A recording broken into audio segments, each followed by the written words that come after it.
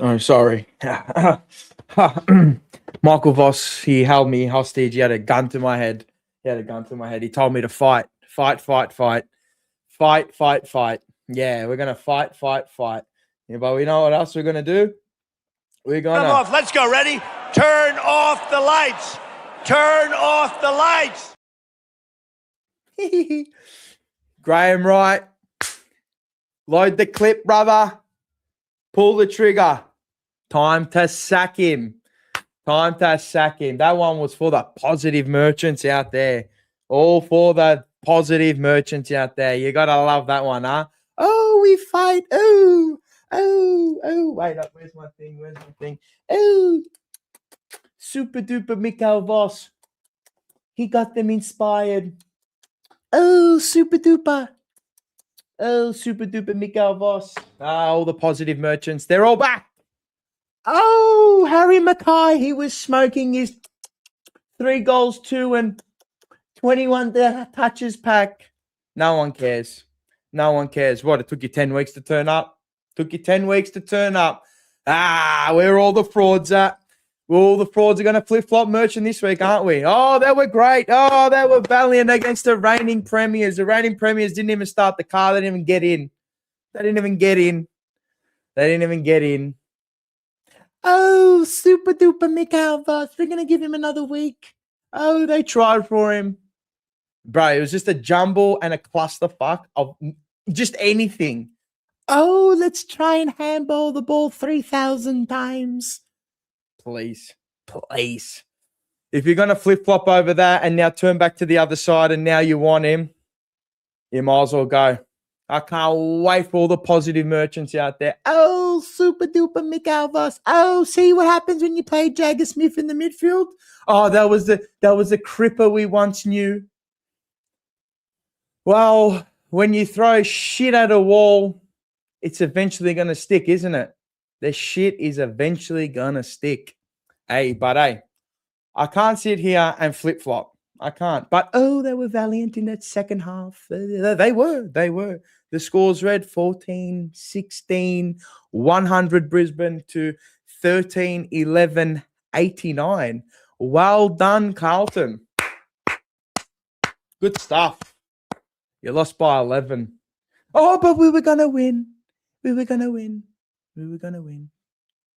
Anyway, everybody in the chat, welcome to another emergency meeting where today we will not be flip-flopping, but hey, I'm happy to take all your calls. If you want to join, let me know. You call, you get on with Marzi Bar. This isn't Dwayne's world. This is Marzi Bar's world. But hey, it was honourable.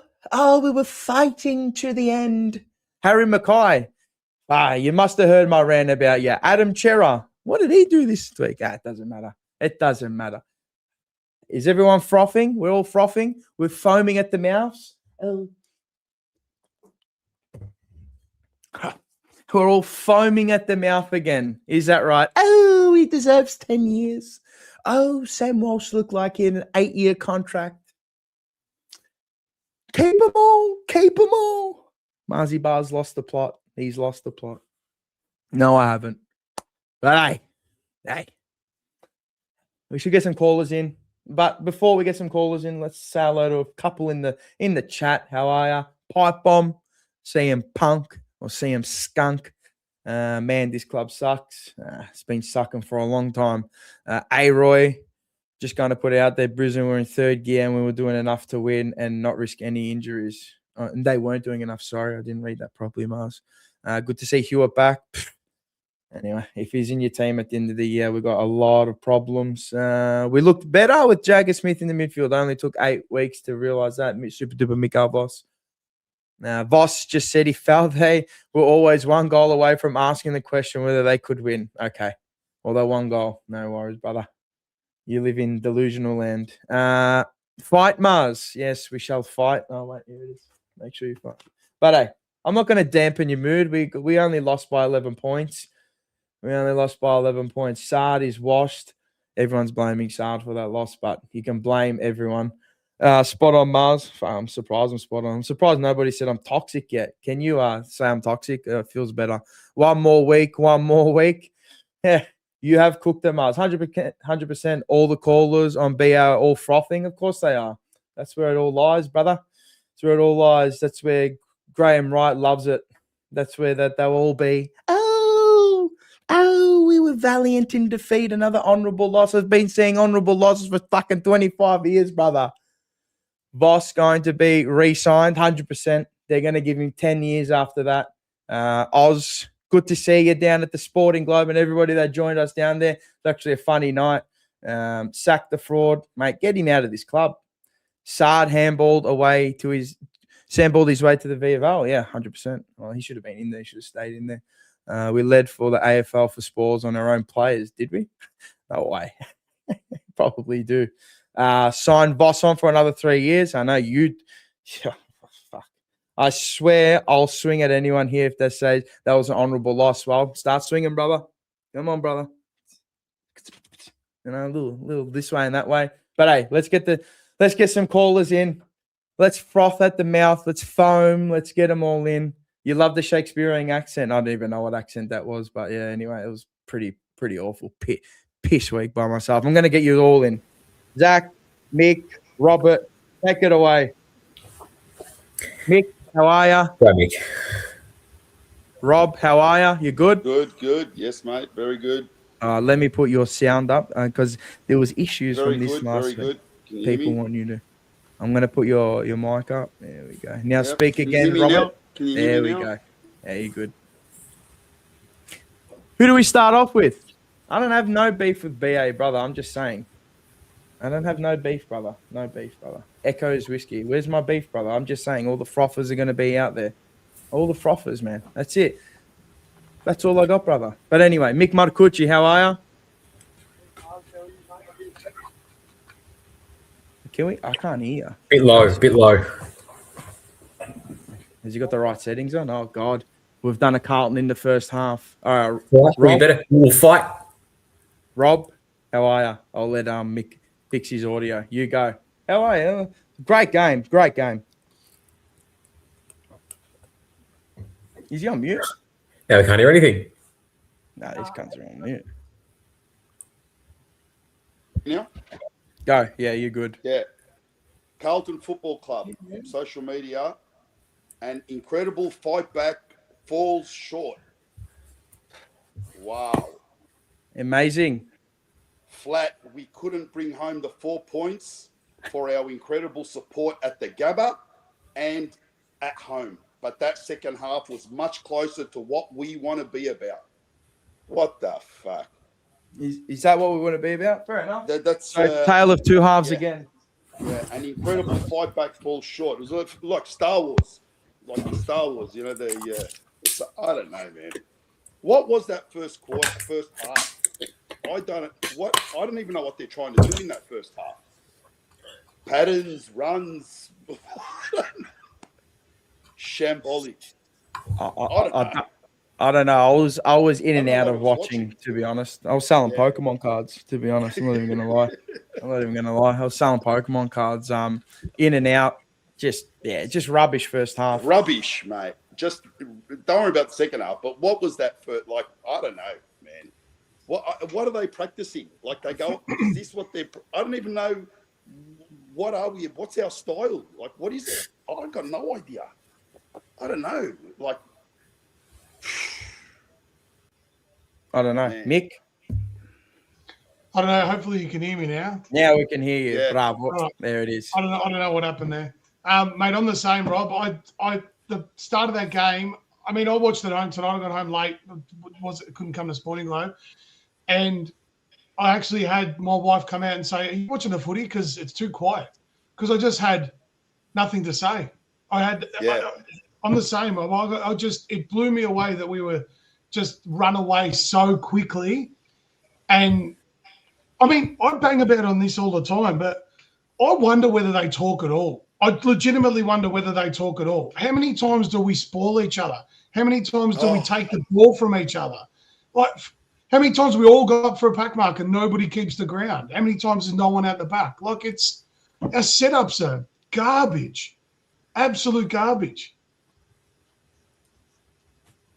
Zach, you were there. Well, you weren't there. You were with me, but yeah. Sporting Globe, How were yeah. you? Look, I mean, it's just so like if you want to show a fan who doesn't really know about all this Michael Voss fiasco what a Michael Voss Carlton team is, you show them that game because it was so clear. And they showed the stats on the TVs on Fox, the clearances in that first half versus the second half, and how we got smashed in that first half for clearances. Second half, what happens? We start to win it a bit and we start to score. It's so one-dimensional. Like, it's so one-dimensional. It's predictable. It's all that.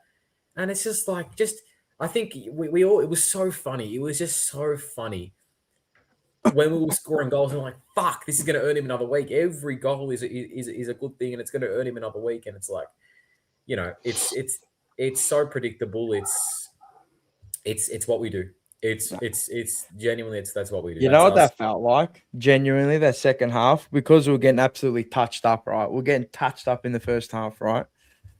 The second half felt like 2023 all over again. Who cares? We're just going to throw caution to the wind. If we lose by 150, who cares? But we'll go out there and just give it our all.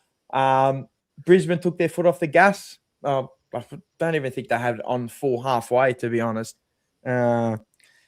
And that was it. I mean, we were never going to win that game. If you thought we were going to win that game, you're in La La Land. They could have put the pressure right back on and kicked a couple goals, which they did. They steady us, mate. The umpiring either side all night. Oh, that was horrible, horrible. Kicking in dangers everywhere, dropping the ball everywhere, man. If Andrew Dillon thinks he's got a good pair of umpires and it's been better than ever, mate, he's got painted on eyes, this bloke. He might as well be sponsored by fucking Dulux because that was rubbish. Actually, one thing I was actually really angry about with our team, to be honest, there was some positive. There was some fight. There was positive. But the one thing that really got me pissed off was when Charlie Cameron nearly kicked Harry Dean's head in. Yeah. The kicking, and nobody went in. Not one person went in. Not one person went in. He's on mute. Rob, you're on mute. Or your mic. Go in and go out again. Go in, go out. I'll quickly say, Maz, I want to ask a question of the chat and you guys. There was one decision tonight that I questioned last week's decisions. You know when Harry Dean went in and knocked, who was it? Who was it when he slid in and he knocked Liam Henry in the Saints game? Liam Henry, yeah, and he got that free kick straight away and they got a double-up goal. Why wasn't the same thing done with Jagger tonight? When he kicked the goal and he was smashed after the kick, like head-high contact, and they paid the free kick, but they paid the advantage because he kicked the goal. Why wasn't the same thing done? Why wasn't he awarded another free kick? The ball wasn't through the goal yet. That's why. So that's the difference. Yeah. So if the ball's already through and it's a goal, and then you do it after they've kicked the goal, then you get another one. That's how it works. Okay. All right, because I looked at that and went, there's a massive inconsistency there. So he called the free kick as soon as he kicked it, and then he paid advantage because he kicked the goal. Because he got it. Yeah, okay. Yeah, okay. Yeah, that's why. But, yeah, it's just Malachias. We should talk stats. I mean, everyone loves the player stats. Yeah. Because we got close tonight. Do you want to go? Yeah, you can go. No, go. What Mars? Gosh, I know my obscure rules. Yeah, he's good. He's good. Well done. Correct answer. Thank you. That's why I asked. I know something. But yeah, that's the reason why. Patrick Cripps was at his best tonight. I would have thought. Is that his best? I don't know. Oh, no, I wouldn't say best. It was good. I was just being positive. Impossible. Too toxic. Okay, sorry. Jagger Smith, was that his best game that he played for Carlton? Best second half. Best second half. I think we saw something from him. It's just the whole situation for me with him is it's really, really shit because the whole thing of getting him was that he was going to be in an environment that would help him and nurture him, but obviously he's not in that, and you can see that. So I mean, you talk about stifled development all the time, Mars. It looks like that. So any positives we see from him, we've got to really, I guess, get behind. But you know, I think a better game from him. But again, it was very chaotic. It was just chaos. I saw the way our midfield was using the ball, like Harry in the chat says, very handball heavy, under pressure all the time. Very rushed. And then when they got the ball, they found themselves in space, and you could tell that they were waiting for that kick to happen. And they found that kick a lot of times inside 50. Yeah. Well, we should talk on Taylor Swift. Harry Mackay. That's his best game he's probably played in what 2 years? Yeah. When the lights were darkest, not when they were brightest. Yeah. He's so mentally weak that he needs that. Like he needs that run of confidence. Like the only reason he got that mark and goal was because the whole team had rallied and kicked a couple on the run. He without that he can't play with negative pressure around him. He just can't. He needs the sunshines and rainbows. That's just him. He must have heard my spray about snapping. I said, "Where's the snapping gone?" And he brought it back. Yeah. We're talking. Oh yes, sorry, Kadrick. I'm sorry. I must stop saying game, Mars. We're talking half. Yes, okay, yeah. We applied ourselves in the second half, which was good. That's good. What happened to Billy Wilson? I didn't hear anything. I forgot he was there, the poor bugger. He was dirty too by foot. Yeah. I forgot he was there. Barely. Is that a game you really bring? Is that a game you really bring him in for his first game of the season? No. Why didn't Cooper Lord play? I don't know. He can sort of kind of stand up. Cherry's cooked. It's fucking shit. Again, under pressure, like this is supposed to be our cool user. This is supposed to be our calm head, our good ball user. He was shot. One of the worst Cherry games I've ever seen. Yeah, he was caca. But you know what was funny too? Like there was just no method at all. It was just madness. It was nothing. Correct. Everything was working. We dump kick it inside 50, and somehow, some way, there'd be a bloke there to chest mark it. Like it was felt like 23. That's the Voss style. That's the Voss 100%, style. 100%. It's chaotic. Just bash the ball forward and get momentum, and someone will take a grab. Harry will catch fire. Someone, that's why, man. This coach has to go. This coach has to go. It was just very, very chaotic, and which was working, and I think that's us. That's what we've known for years. That the chaos sometimes gets us to say results, but it gave us some sort of positivity. But again, we all I think can see the bigger picture, and that's the important thing. A lot of people can't, but I think we can all see the bigger picture and say, look, this is not what we really want to see, because we know the bigger picture. It's just the same cycle, and it's a really hurtful cycle for our club. It's very chaotic. I mean, there's no patterns of play, and I always say you want to see the patterns of play. You know how you're going to apply yourself. Okay, we've done something this week. We're going to apply it next week. I mean, you can't apply that game again next week. Good luck. No. Good luck. There's just errant handballs, and I just felt like I felt like Brisbane just went into that game thinking they would just turn up and knowing they got to win. I don't really think that Brisbane was, to be honest, they just whatever. You know what? And I feel like they do it quite a bit. They usually don't really beat up on opponents that much. They usually take the foot off the gas. Yeah, I just think that was, of course it did. They were ordinary. The game was there to be won. That's been Brisbane this year in a lot of games, though. Correct. Yeah. Everyone's telling we know what you're capable of. When the pointy end of the season comes, you'll really see them fire. So they kind of play in spurts and just enough to put away crap teams like us. You know what I mean? It got interesting. Maybe they allowed things to get out of their control a bit too much. This one, your audio's cool. Is it? It sounds like there's an ogre in the background. It sounds like someone go ooh, ooh. Ooh. Go again. Go in and out. One more time. Try it again. One more time. Okay. Yeah, go on. One more for the one more. But far, just like I don't even know what we were playing out there. Well, I don't get what was going on. I don't think they do. No one knows. It's just chaos.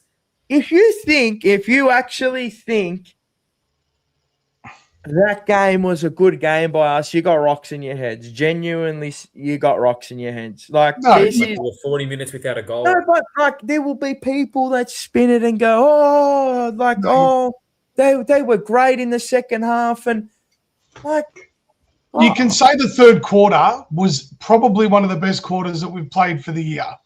It was a good run. There was some clean football. I would give that only. Even the fourth quarter wasn't fantastic. Like it was better, but it wasn't fantastic. I only give him the third quarter. And I mean, Bo said it on the watch a lot. Like, credit where it's due. You can't not say that wasn't a decent third quarter. But that's not to say they deserve kudos. But you can't deny that was a better quarter of footy. I don't think it was their best quarter of footy. I think it was very chaotic. I think their best quarter of footy was against Melbourne. That was their best quarter of football. Yeah, okay. That was the most cleanest and the most purest we've played football. That wasn't pure to watch. It was just it was a clusterfuck of anything. Anything just happened. It just worked. Sometimes it just worked. Yeah, that's not going to work next week. That won't work next week. And you still lost at the end of the day. So that's right. And that's the biggest part of it. Can we do a couple of single outs? Like I was sitting next to Rocco and he's like, this is the worst possible scenario because we're losing and you call it close. And to be honest, I don't think we really earned that close of a. I don't think we earned. No, that. we didn't. I think the scoreboard flattered us quite a bit. Yep. Because of the chaos, and we just kept on going, and you could see the fight for the ball, which is the Michael Voss thing fight. You could see the fight for the ball. It was just people rummaging everywhere, nothing. And I think you could really see it. And I know it's late in the game. You've got to try something. I'm not, saying anything regarding that. But starting that in those final seconds just takes it and starts the words running. out of my mouth. That was the most undisciplined piece of garbage that you could possibly see. Game was probably lost by then, right? The game was probably lost. But I said to you, though, other teams, if there's a situation like that, something's going to happen. There's some sort of system, albeit I know it's close and it's hard for the coach to get word out there. But there's some sort of system, and we just don't seem to really have anything. Zach, he was already in my firing line. So I had two in that back line that I wanted to put a spotlight on. It was a real stinker side game. He was running around and hooking it too. Yeah. And then same Wiedering, I put in the same category tonight. Like he looks like a guy that does not want to be there. He's got, you look at his face, it's written all over his face. He's got no interest. He potters and jogs. He's not sprinting anymore. You might get the odd decent spoil from him, but that was every week for the last 5 years. It's just, he looks defeated. He looks absolutely done. And Sada Rickon's in a similar boat. Like, he was already in my crosshairs. I was going to mention him. And then he did what he did in that last quarter. And I thought, for a guy of your experience and your, and your usual composure, that was absolute garbage. Like, 2 more seconds was all he needed to wait, and he would have had options to come out. He was that swamped with players that at any point of the game, that was the dumbest decision he could have made. So I'm with you. I wasn't angry at any point in the game. It just shows what they've been made to do. It shows what they've been conditioned to do. Yeah, that bit I literally threw the dummy. Like I got up and walked away from the TV and screaming and yelling not because I thought we were going to win, just because I thought it just shows. Correct. That was the cherry on the top of dumb. That's all it was for me. Yeah, but that's been him for 2 weeks now. Yeah, correct. All year, I would say all year. Well, that's the thing. That's why he hasn't kind of been in there. But I find that, again, nothing is to anyone's strengths. Like, you could say, the way we play plays to our midfield strengths, but our midfield goes missing when the game is there to be won again. And nothing really plays to our strength. Like, you bring in a halfback. Any other team brings in a halfback, they're going to have space and time. They're going to have a role. They're going to have places to hit. Billy Wilson, I mean, he didn't do anything. He had nothing that said he was a halfback. I forgot he was there, and I don't blame him one bit. Because, again, there's no method to anything, even when it comes to selection. Obviously, the selection Blues, we thought that there'd be a lot more changes, and we thought that there'd be something. But you go shorter, you take out Reedy, and still they were just I can't really find the words. It was just, madness is the best word.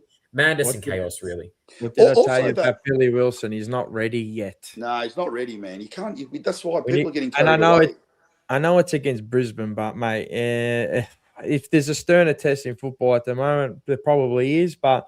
And the way that Brisbane played tonight, they were average, to be honest. I think they were like a 5 out of 10, to be honest. That's what I thought they were. Yeah. And just Billy Willie couldn't get into the game. I mean, a lot of players couldn't get into the game as well. Carroll didn't get anywhere near it. Kemp, they couldn't even find the ball on his foot. Nearly missed his foot, like how many times? What about Haynes? Are we done with the project of playing him on the wing? Nah. Are we done with that? He was our And- outlet, which is not his fault. He was our main outlet inside 50, which I found very bizarre. Why? Because he's not clean enough by boot. That should have been Carroll. And he never was supposed to be. It's just interesting that he's in that I position. don't understand that. I reckon, what's his name? Wilson would have played a better job in that spot. I don't know why we're using Haynes in that spot. He's a fucking defender. Leave him there. I don't know anymore. I can't know the clue. I mean, I didn't even know what I still don't know what I just watched. Yeah. I don't know. 100%. All players were 100%, just, Muzz. there Yeah. was magnets. No, there was, you know, when magnets has got like, they've got position set role. Mate, these people were just everywhere on the board. They were everywhere. I didn't even know what was going on. You're right. Like, what the fuck? I mean, seeing Ben Ainsworth in the middle. I don't know who else was in there. I don't know. I saw Harry Dean in there. I'm taking the piss now. But I'm like, what the? I don't even know what's going on in this game. But this is forced to coaching. win. This is a coach now that is just trying anything. Agreed. Rocco, how are you? Here's Rocco. Good funny night at the Sporting Globe. Thank you to Steve again, legend. And thank you to definitely. Lyndon Top Dog Liquor, who is a sponsor. I didn't say at the top of the show this one, but yeah, again, thank you very 100%. much, mate. You're gonna 100%. need some heavy alcohol after watching that, because I don't know what's going on after that. I've got a headache, a migraine, I'm tired. Yeah, whatever. What'd you make? Well, we were there. We watched it together.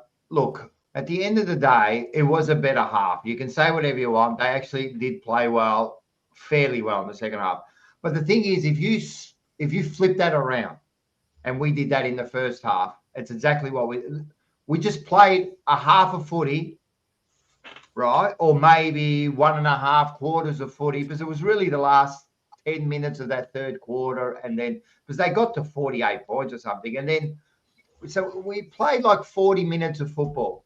If we had done that at the start, everyone would have been going, "Oh, same shit." The only difference this week was we did it in the last Correct. part of the game, so we made it close, and now it seems like we've had a okay game, which it was a better half, you know, but it's the same shit. They've just flipped it around. Instead of the first half, we played better in the second half, and that's it. But the first half was as bad as I've seen. We only kicked 2 goals in that first half. Like it was and we were pathetic. 40 minutes without a goal as well. What was that? We were 40 40 minutes minutes. without a goal at one point, roughly. Before, I think it was an Ainsworth goal from 20 out or something. It was, yeah. Yeah. So 40 you minutes know, without a goal. like it's Like, the that's same. unacceptable. Like it's not going to solve anything. We've still got the same problems. Yeah. We just had a better second half instead of first half. That's all it was. And they fought out to the end. Did they fight it out to the end? Yeah, they fought it out to the end. But I mean, that happens when you Because get they a bit didn't of a fight it out at the run. start. Well, they should have fought it out at the start, and that's the whole thing. You know what I mean? As I said, if you flip this around, everyone would have been freaking out now, going, "Oh, you know, if we had been 40 points up and they come back to win by 11, you would have gone, oh, you know, like same shit. It's the same shit but reversed. That's all it was. Did some guys stand up? Yeah. Cripper, he stood up today and he played well in the second half. I have to admit, he really, really did stand up. But that's what I expect from the captain. Like, it's like I've said this before. It's like clapping the postman for delivering your letters. Yeah. You know, like. And even he was That's there. what it is. He did what he had to do. You know what I mean? Good on him. Like, I applaud him. But I'm not going to sit there and now build a statue because he had a good second half and he stood up. Walsh, he was okay. Still a little bit fumbly at times, but he kept running. You know, Mackay, he finally took some marks and kicked some goals. Again, do I applaud him for delivering the letters? You know, that's what we want you to do. You know what I mean? So, yeah, some players stood up. Like I said, I was saying that to Zach, and I heard him mention it. It's probably the worst scenario for us. It's a close loss. Perfect. And now everyone's going to be saying, "Oh, how good!" But has any of the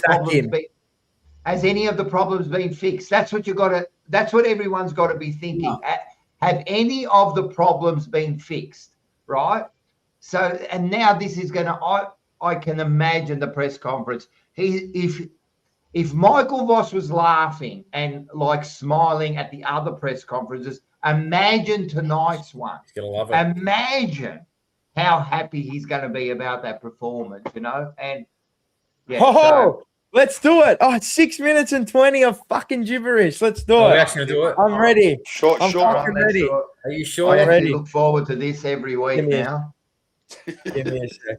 I got to switch it over so we don't get no ads because I'm getting ads here. I got to switch it over. We got This will we be got good. another one here. This got to be a good one before we Mr. What else we can Let's do? get the main man in. Here he is. game It's the day. real How boat are check. ya? That's the real Is boat that- check. Is that Bocek from game day? Oh, check it out. Look at this, brother. All right, give me 1 sec. Hey, I'm before live. you start it, Yeah. cuz.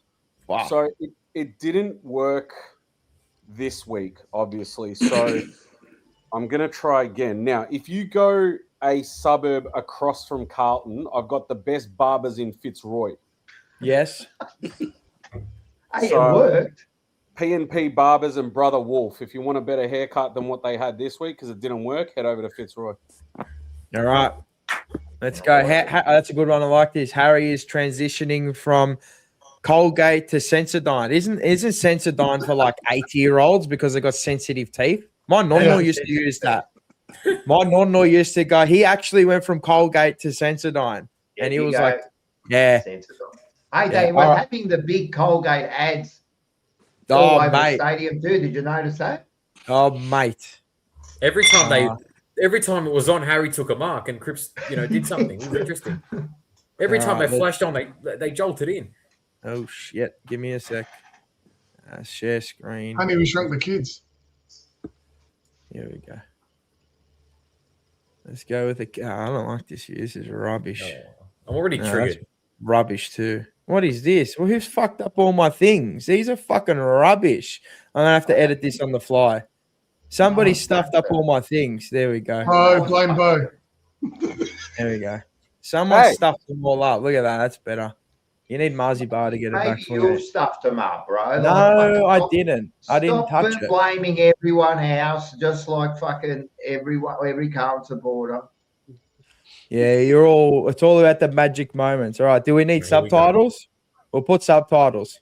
Yeah, You probably put it. can't see them anyway. So anyway, let's just listen to the gibberish. We're covering 6 minutes 22. I think this is Short, like quickest. the shortest Yeah. press conference in his tenure. I'm genuinely serious. Far away. So I'll just get rid of this myself. He's getting rid of it and massage himself. He said, We got one more person. You No, want he's to got a bring him joke in? at the start. Joke at the start. How well you played tonight. There he is. Yes. Oh, the big binge hands. Yes. Season's gone this year. Hey, boys. Yeah, it's look. Yeah, I think the it highlights the capacity that's in the group, but it's also a familiar narrative in that the game asks you to play for longer, and we're playing against the reigning premiers. It's no, they're a very good football team, but they tried to take the game away early from us. Obviously, did a great job of doing that. Asked for a response quite forcefully at half time, and to the boys' credit, they come out fighting and probably quite go all their way in the first few minutes of the third quarter. So could be forgiven for thinking, well, that's just not us for today, and we fought. So which was pleasing, and whether we're a chance to win or not, that's really hard to say. But it always sort of felt like we were that one goal off it from, sort of really asking the question. I was steady with obviously Neil kicking that goal, and that was probably the difference in the end. I would just say what team pre-quarter time when it was 20 points. No, it was. I mean, what you could tell was, certainly from after half time, you could definitely see there was a confidence growing within the group. It seemed like all those sort of little battles that were starting to win, they were losing in the first quarter. Some of the connections for the ball that were missing, were making. I think we finished with, correct me if I'm wrong, about 20 marks inside 50. Didn't look like it in the first half. We got field position. We kept the ball in our half. All the things that we want to be building our game on the back of were certainly evident and challenged a very good football team. And we probably utilised their drop in intensity to pick up our own. And And that sort of gave us the confidence to be able to finish out the game the way that we did. But we've still got to be better than playing a half of football. We've got to put more time together than that. A few tactical changes at half time, like a bit of personnel around the infield, like just to change that clearance battle? Yeah, a little bit. I mean, the big difference in the end was, they've had 10 shots on goal from centre square bounce, kick 3-7. We were pretty handy ourselves, kick 2-4. So that was a really good battle between the midfield. I thought, clearly, Cripper, Walshy, Jagger spent more time through the middle of the ground. Second half was really good. So we walk out of the game and get further clarity on what we need to keep producing. But we sort of walk away disappointed. Just before I go insane. Oh, go do this. King in the castle. I just don't, at the same time, we can't be, we acknowledge the fight, but we can't be comfortable in mediocrity. We've got to have higher standards of ourselves than that. And we'll continue to find out what that looks like for us so we can replicate this more often. I was going to ask, what's the overriding feeling? Like you come away from it, like there's something to take, but like you say, you don't want to be happy with that. No, we're not. We walk away very much not happy with that. And, we've put ourselves in positions at most games to win, but I'm sort of also sick of saying that. So, we've got to find those few more moments in a game. All the trigger, Graham, I think the guys get some genuine confidence off what they've been able to do, but the next week's a different challenge. It's not doesn't present itself the same way. Does it, so mate? We've got to sort of utilise that momentum that we're able to get in the second half, and obviously take it into the next game that we play. Doesn't work like that. Next week's game, given how well you finished, because you've been sort of trying to spend the other way around this year, and that. I guess that would be fairly telling, I guess, about what you've learned. Well, and that's a great point, right? Like it's it sort of shows you that we have the capacity in there to be able to finish off games really strongly. Maybe the difference was we were chasing, and so we could go for it a bit, and we have to obviously replicate that same mindset. Next week if we find ourselves in a different position. So. Walk away. We let ourselves down in the first half. I guess the challenge for the boys when just watching them just didn't feel like, a hunt for the ball was on. Gave up way too many uncontested marks. Couldn't get any pressure on the game. We sort of gave them the style of football that we know that when they play well, you're next to no chance of winning. And then in our front half, we couldn't find our connections, and it completely flipped in the second half. So there is a model in there that definitely works, and those sorts of results do say so. But it also says that we're not doing it for long enough. So that is just something we're going to have to continue to work on. What's your about for your own sort of future? Does this sort of result give you? Fuck, he'd be a good Uno player because he drops. That many times, he'd be on top. He'd have the last card that many times that he wouldn't finish it off. So, that you're sort of the man for the job, and that people should be, backing you. I don't look at it that way.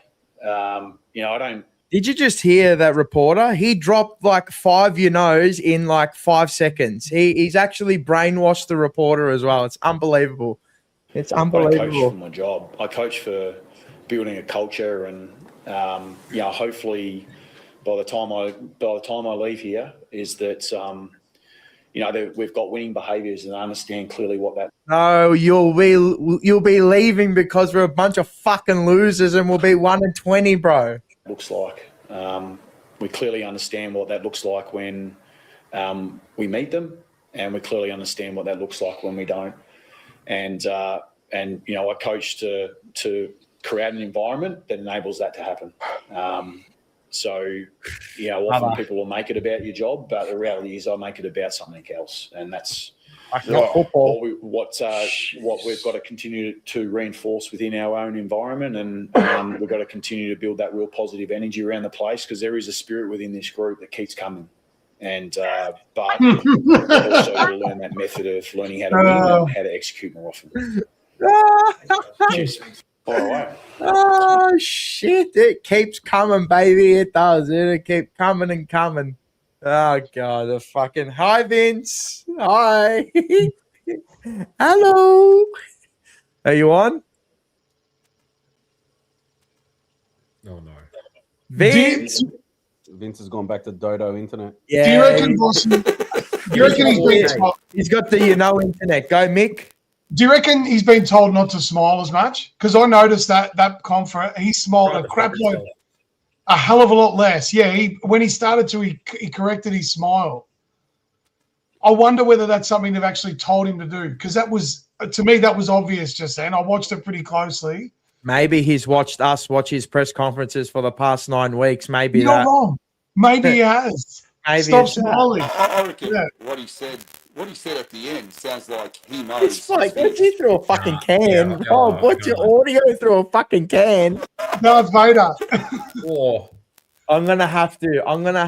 You can come back later, but I'm gonna have to. This is in memory of Arsenal. So It's time to go! but I need to get I'm Rob back. a fucking mic. He sounded like he was through he was on Artemis 2, bro. He was going around the fucking backside of the moon, bro. Far out. I love it. Hey, Thank hang on, you, Rob. Vince, just 1 second. We'll just get you online here. No worries. How are you, Vince? Yes, very good, very good. What's wrong? How are you, boys? Robot Robbie. I love it. It's compare Vince or Vincenz. Nice to see you all. Good to see Mick Marcucci there. How you going, Mick? Hey, Vincenz. Good, mate. How are you? Not too bad. We All were the rest of, Starling and profiling tonight. We were Starling and profiling. seriously, there's only one reason why we got that close. Brisbane were fucking terrible in that second half. I agree. They were shot. In fact, you know what? Even in the first half, I was saying this mob should be 12 goals in front of us right now. They were butchering it. They were missing shots for goal. They looked like they were going half pace and they were still doing it easy. And I just thought, you know what? If they don't come out and improve that in the second half, we actually step up a little bit of intensity, we might actually get back in this game, and that's exactly what happened.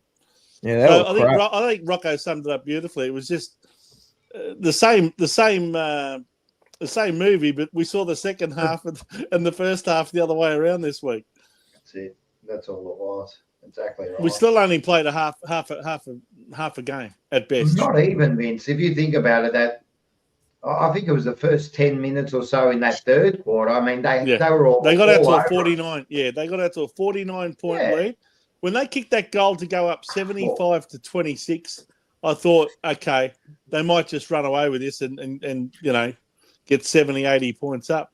But then all of a sudden, you could just tell that they stopped. They put the cue in the rack, and all of a sudden, they gave us a bit of a heartbeat. And to our credit, we were good enough to find a bit of the ball and to start teaming up a lot better. I thought we lowered our eyes a lot better in the second half and started to chip it around and actually hit some targets.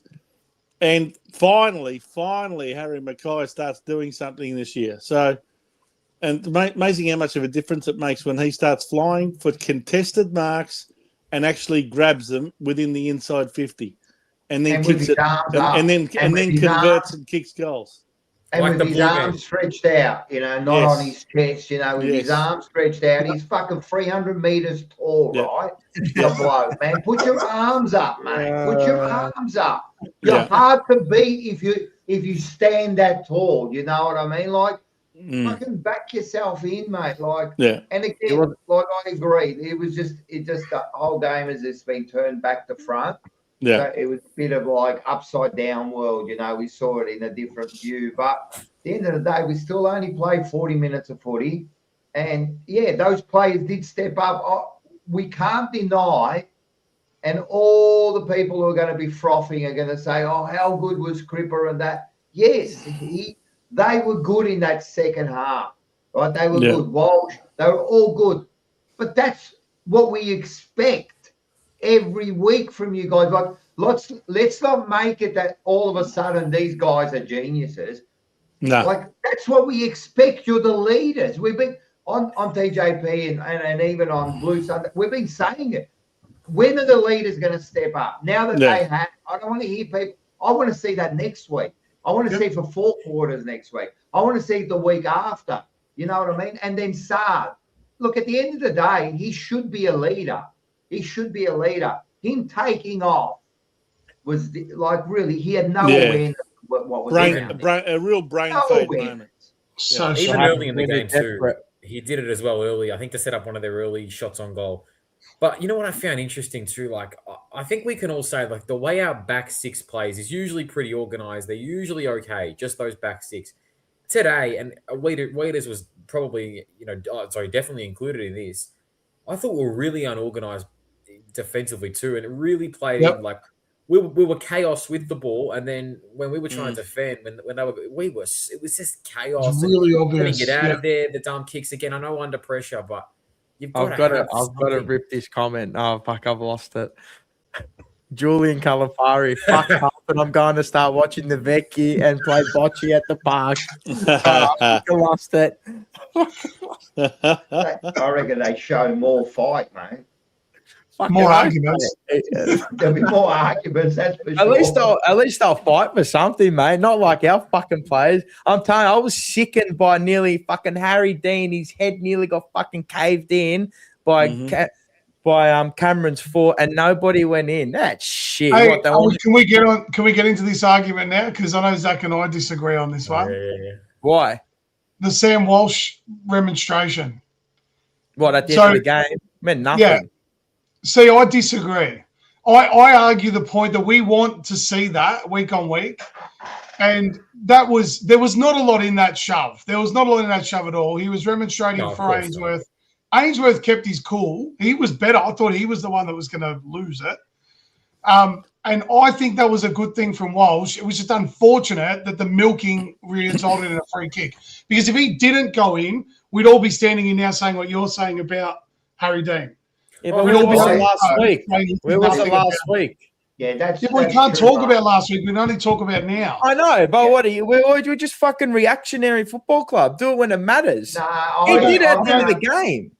I'm going to agree with the captain here, mate. I'm going to agree with the captain. And if I'm talking leaders, I'm talking the captain here with Mick. We've been asking for that, right or wrong, right? When I seen what who was it that was fighting with Ainsworth? Who was it? It was one of the brothers. Levi Ashcroft. No, it was Levi. It was Levi Ashcroft. When he was doing that, I'm sitting at the table and I'm burning, right? Yeah, I'm burning because I'm thinking to myself, if I was Ainsworth, I'd punch him straight in the face. It doesn't matter that he's won 2 premierships. We're talking about that moment right there, right? Right? I took you high. Don't get fucking smart. Go back and kick your goal and shut the fuck up, right? If that was me, I would have fucking copped 8 weeks for that, right? I'm with you. So we've asked him, we've asked the players to do it, and they did it. Mars goes, where was it last week? Is it going to be there next week? I totally agree. We need to see that on a more regular basis. But in that moment, I was fucking burning. I would have smashed Ashcroft and he would never have played the game again. Never. He would have never have played the game They've done it twice. And then I would have gone and up to the stands and I would have punched his dad in the face, right? It means nothing.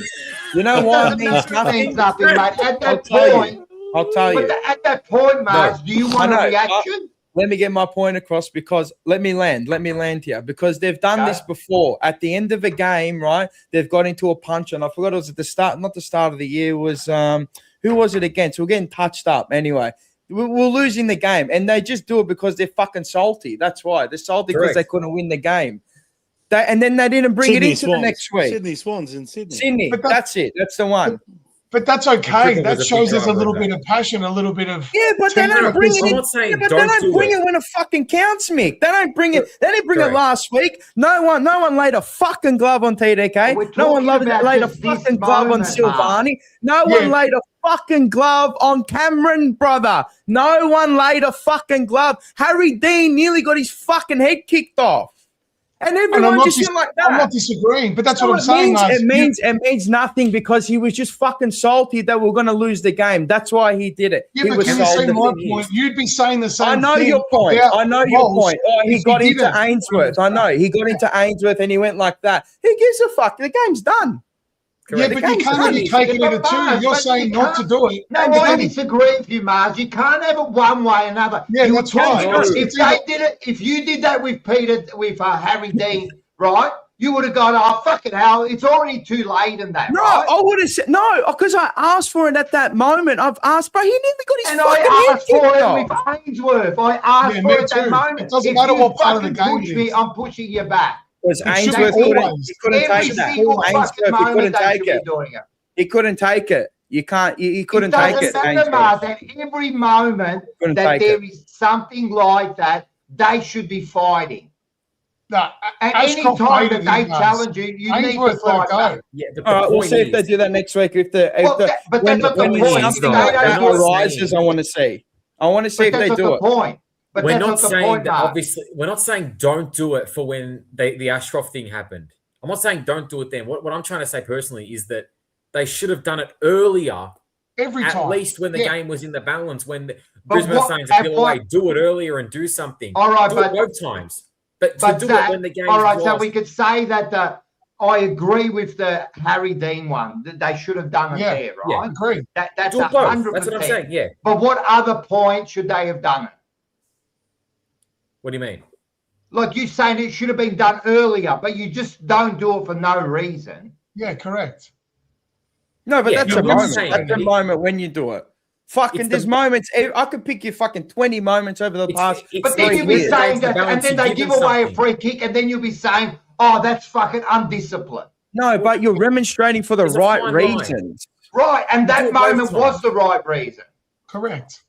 No matter the time Anyway, of the good on game. him. They missed Good- the Harry good on Dean Sam one. Walsh. He They went missed in. the He Harry went Dean in. one. They always They miss the missed- most important ones. That's Right, why. they missed the Harry Dean one, but you can't say that one there was wrong. They do it can't every say fucking that week. It we wasn't They miss wrong. It was only wrong because that was the first time we decided to do it that night. That was the time we did it. Not for Harry Dean and nothing earlier. And That's the the only Harry reason Dean it was was wrong. That was wrong, but it doesn't make this one wrong. Just Yeah. place it on its own. All right, Like, when I the, want to when see the that fight. opportunity, I want to when see it- that I fucking understand. fight. Yeah, I understand. when the opportunity arises at any moment in the next fucking 15 weeks, whatever they got left, who knows whatever They they have got to left, do it. right? Do it, Every- do it, and not when the Exactly. game's over. Not when the game's over, because they're salty, because they're. Oh, fucking No, but it It's doesn't the matter, same Mars. thing. Even if the game is over, they still have to I do it agree with every you. time. Like this Every fucking time. 2 minutes. How many minutes were left? 2-3 minutes. Listen to me. You know Ashcroft. He's a fucking great player. Don't get me wrong. Fucking, he's won. He's okay. Is he the one who won the North Fifth medals? Nah, is that the that's one? No, it was That's- Lee. That's his Nah, brother. yeah. All right. Regardless, he's won a premiership, whatever. He's done all that. Fucking champion, right? Still a little fucking smart ass. Yeah, Little absolutely. fucking smart ass. Shut your fucking hole, right? Fucking take your kick and shut the fuck up. That's it, mate. Like, seriously, man. All right, You you've missed got it the anyway. runs on the You missed board, it anyway. but You shut missed up. it. It doesn't mean that I'm not going to punch you in the face, Oh, right? yeah, Take it easy, bro. Like, take it easy. So I think they did the right fucking thing. Good on him. Well done. That's the 8 years you're going to get. $5 from Big Seba. Why, Vince, your internet is good for this and not Sundays? I Hit the know. like button for Julian Che cazzo? Calipari and his love for formaggio. What the fuck? Ma che cazzo? How are Can you, I Vince? comment on the Ashcroft situation? Yeah, go. Yeah, go, bro. So, I think that sort of aggro should be that Force. Past that's- tense. that sort of aggro should be throughout the entire game. It shouldn't be in moments. It shouldn't be in anything. You should constantly have that sort of remonstration or backing your players up constantly. However, we know and the players know that any given chance that they get taken the slightest bit high, they're gonna fucking flop. It's just as simple as that. And especially players like that who are in the know that they've just kicked a goal and they're directly in front again and they can probably win another free kick, they're going to flop for it. I'm all about what Walsh did, but no one can tell me otherwise that there wasn't a way to do it and not give away a free kick or put himself in a position where that guy could have milked it. right? Ainsworth, you mentioned, Rocco, how Ainsworth kept his cool and there was a bit of argy-bargy back and forth and so on and so forth. Walsh could have done the same thing without going a fist to the above the neck sort of thing, and we wouldn't have given away a free kick. Having in that situation, there was, given the momentum of the game, yes, goal, okay, but given the momentum of the game, I don't think the game was done and dusted there 100%. I still think that there was enough time there, given the momentum that we had and the chances that we were creating. Sure, some of the delivery in that little passage of play was pretty shit for us before that goal, but there was always a chance. Instead of going in there and risking a free kick, how about you just let it go back to the center square, and potentially get a goal the other way? That's how I see it. But I'm all about that argy-bargy throughout the entire game. I don't care what moment it is. You should always be there to back up your mates regardless. But he also needs to know that players are going to flop at any given chance, especially in front of goal like that. Yeah, but it's contradictory. I get what you're saying, Bo, but I still feel it's contradictory. Because when you're we've all been in scuffles in our lives. When you get in it, you're not thinking about anything but that fight, that scuffle. You're not thinking of, and I don't care how much of a professional sports person you are. Once you're getting knocked about in the chin and you're fisticuffing each other, you're not thinking about the game, the score, the nothing. It's fight. Then it's as simple as this. Then that's just not a smart way of going about it.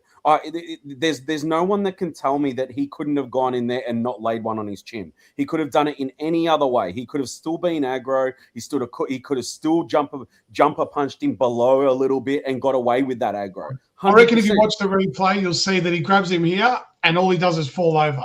And that's it. No. There was stuff all in it. It was a tiny, tiny little raise. Correct. It was a jumper punch. And then that was enough. It was a fucking jumper punch. Yeah. Of course, but he put himself in that position. He could have gone. He could have gone lower. I understand what you're saying, Mick, about I get what you're saying too. I understand what you're saying about in the moment. But in that moment, for me, we still. I'm not saying we would have won. Don't get me wrong, right? I'm just saying I think it was the wrong. Without saying it's the wrong moment to get that way, it was the wrong area of the field to start going that high. But, Bo, can I ask you a question? I'll ask everyone this, right? We've been asking, right? Our team and the way we play isn't set. We haven't got the right structure. We haven't got the right game plan and that. We're trying to fix little things at a time, right? Let's just get little things. The first thing we should be fixing is unison, right? Fighting for each other. I don't give a fuck if you give away 20 free kicks during the game. Let's just show that we are a united team to start off with. It doesn't matter. Punch them in the face, get suspended. Show that we care, right? And that moment, right or wrong, just showed a little bit of fight from them, which we've been asking for, right? Forget about that it was the wrong thing to do. It cost a goal. It doesn't matter. It doesn't matter if it cost a goal. It doesn't matter if we won or lost this game. It doesn't matter, right? We've got a million things to fix, right? I just want to see fight from this. I want to see that they're doing it for each other. Well, Mars, I think you're wrong there, but someone said that that's not a word. Yes, it is a word. That's what Michael Voss said. Fought. It's a word. Who said it? Someone said it there. And you're leaving the chat. It's not fighted, it's fought. It's fought. Correct. If someone says it was fighted, I'm gonna lose my shit. Anyway, that's all. Like, look, right or wrong, they gave away 2 weeks in a row. They've given a double kick. You know, like we're gonna have to look. We're gonna have to be better than that. You know. But Rocco, can I just make one point there? And I hear what everyone's saying about this, and I don't disagree. But I think Bo brings up a very good point about that part of the ground. You retaliate like that, and believe me, the umpires will always. It doesn't matter, Vince. We're not at that point. But hang on. It doesn't matter. It doesn't matter, Vince. Just show that we're united. Yes, I understand that, but you can do that without necessarily. We can't even win a game. Let's just show that we're united for now. Okay, we so can work on those things later on. Might as well have clocked him one on the point of the nose and then got we lose him himself for 4 weeks, 4 weeks. 5 weeks, 6 weeks. Show that you're united. We're not united, Vince. We've been saying we don't like each other. We're saying we're not playing for each other. We're saying that we're not playing for the coach. You become so predictable to the opposition that every opposition coach is going to say, right, if the game's in the balance, right? You know what the opposition coach are going to say if I was that? They'll be saying, mate, don't fuck around with this team because you're going to cop it. Right? Let's start with that. They'll be saying, no, you say no. Because they're we're a suckers bunch of weak-ass pricks. That's what we are. Come out of the back, you idiot! I'll give you one assurance, mate. If this absolute imbecile wants to go on with it, we won't lose. I'll tell you now, I'll give you the drum. We will not lose. Down you, mate. 8-11, Carlton 7-10. You come and have a go then. That's still one of the best. There's no space for one of the best commentaries I've ever heard. I can solemnly say, and on my heart, and on both my nonnos' graves in the Faulkner Mausoleum, mate, I was there that day as a kid, and I can remember it, mate. He was throwing chocolate wrappers at this bloke, this Pakistani bloke. He was throwing chocolate wrappers at him. You sit down, you idiot, like that, and he's throwing the chocolate wrappers. I was fucking losing as a kid. Oh, mate, it was one of the best. I remember with that, there was security and everything. Fucking hell, it was one of the best. Fuck yeah. He's one of the best. You sit down, you idiot. Come out the back. Yeah. I thought it was perfect, though. I take your point, Rocco. I like the fight. I do like it. But to the opposition. You get sucked in every time. I like it. I like it. I want to see somebody get caught. All I want to see is fight from this team.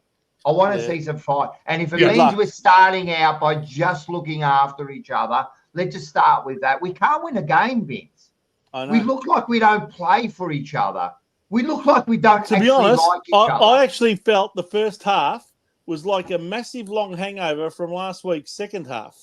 Yeah. And we played exactly the same way in the first half tonight. It was almost like a lag period. And we went in with the same type of really lamentable attitude towards our football. I don't know what he said to him at halftime this week because something positive happened, and I think that Brisbane went into a bit of a slumber. I think they almost got bored with the way the game was being played. To be honest, mind you, I also saw that they had a lot of decent players out tonight. Brisbane, they had a lot of players in that team that are not part of their best 23. No way. A couple.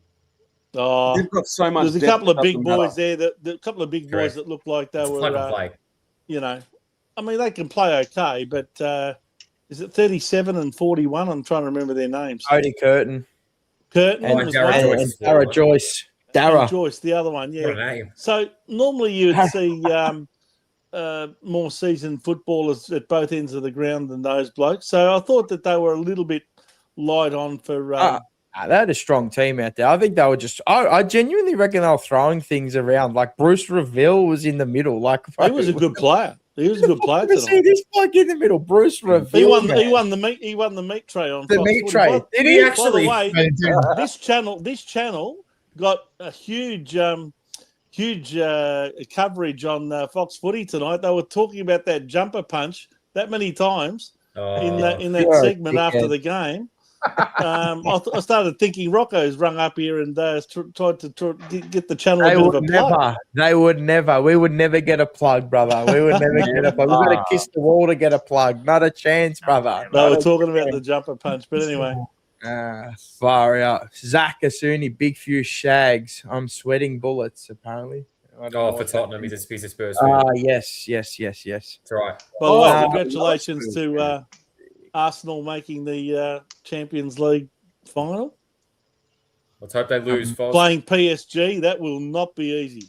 They're going to get away. Yep. We haven't kissed the wall. We have not. We will not, and we will not.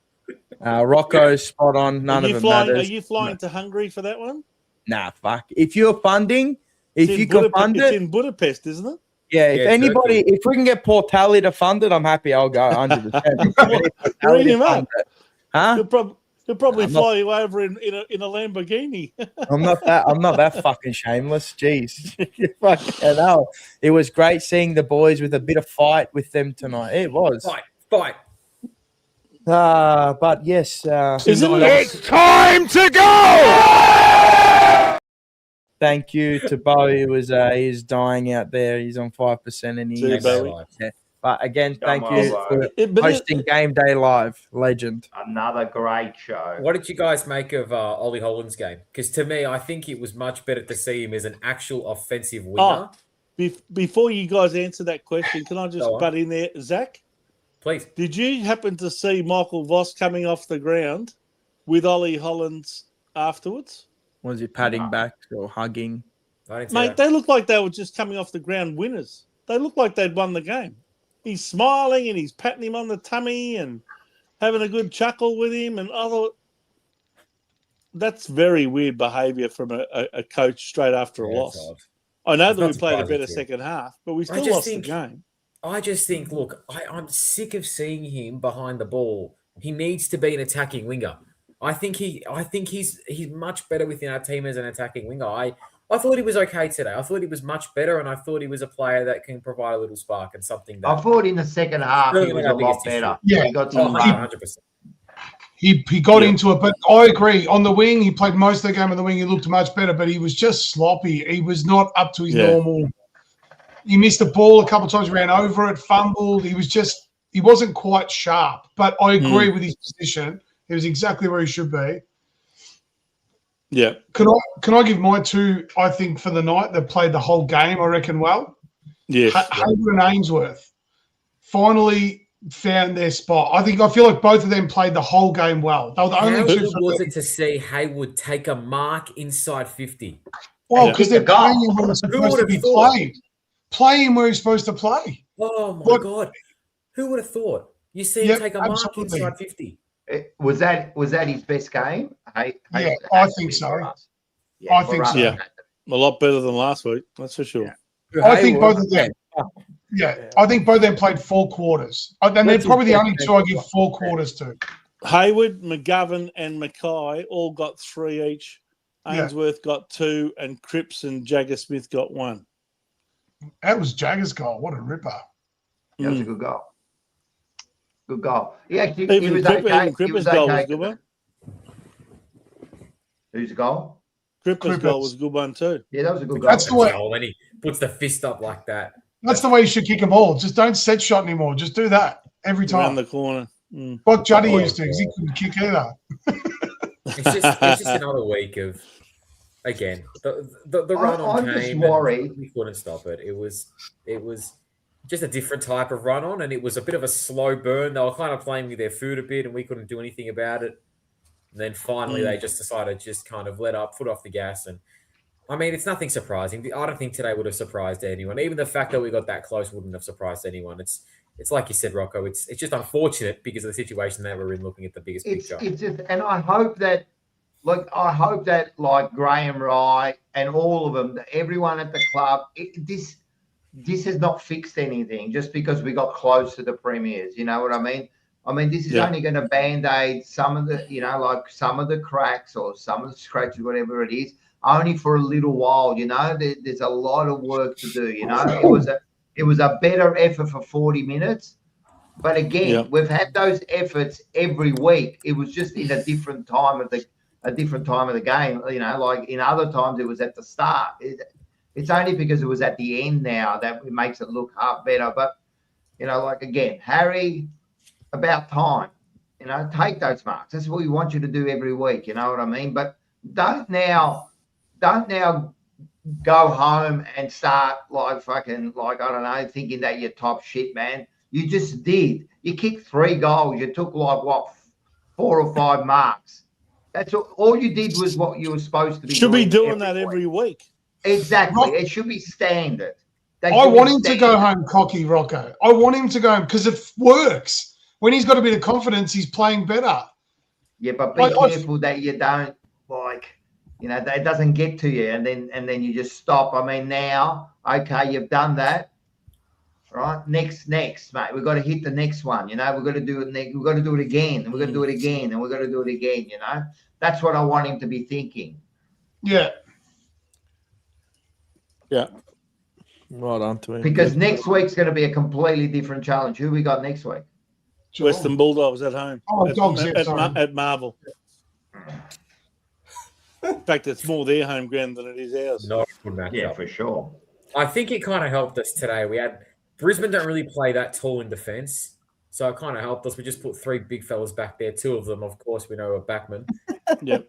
And it worked out, I guess. So there was even some times where one of them, I think it was Kemp, might have shanked her, then McGovern marked the shank. It's like Kemp had an ordinary game from an accuracy point of view. How can you miss? He was fucking terrible.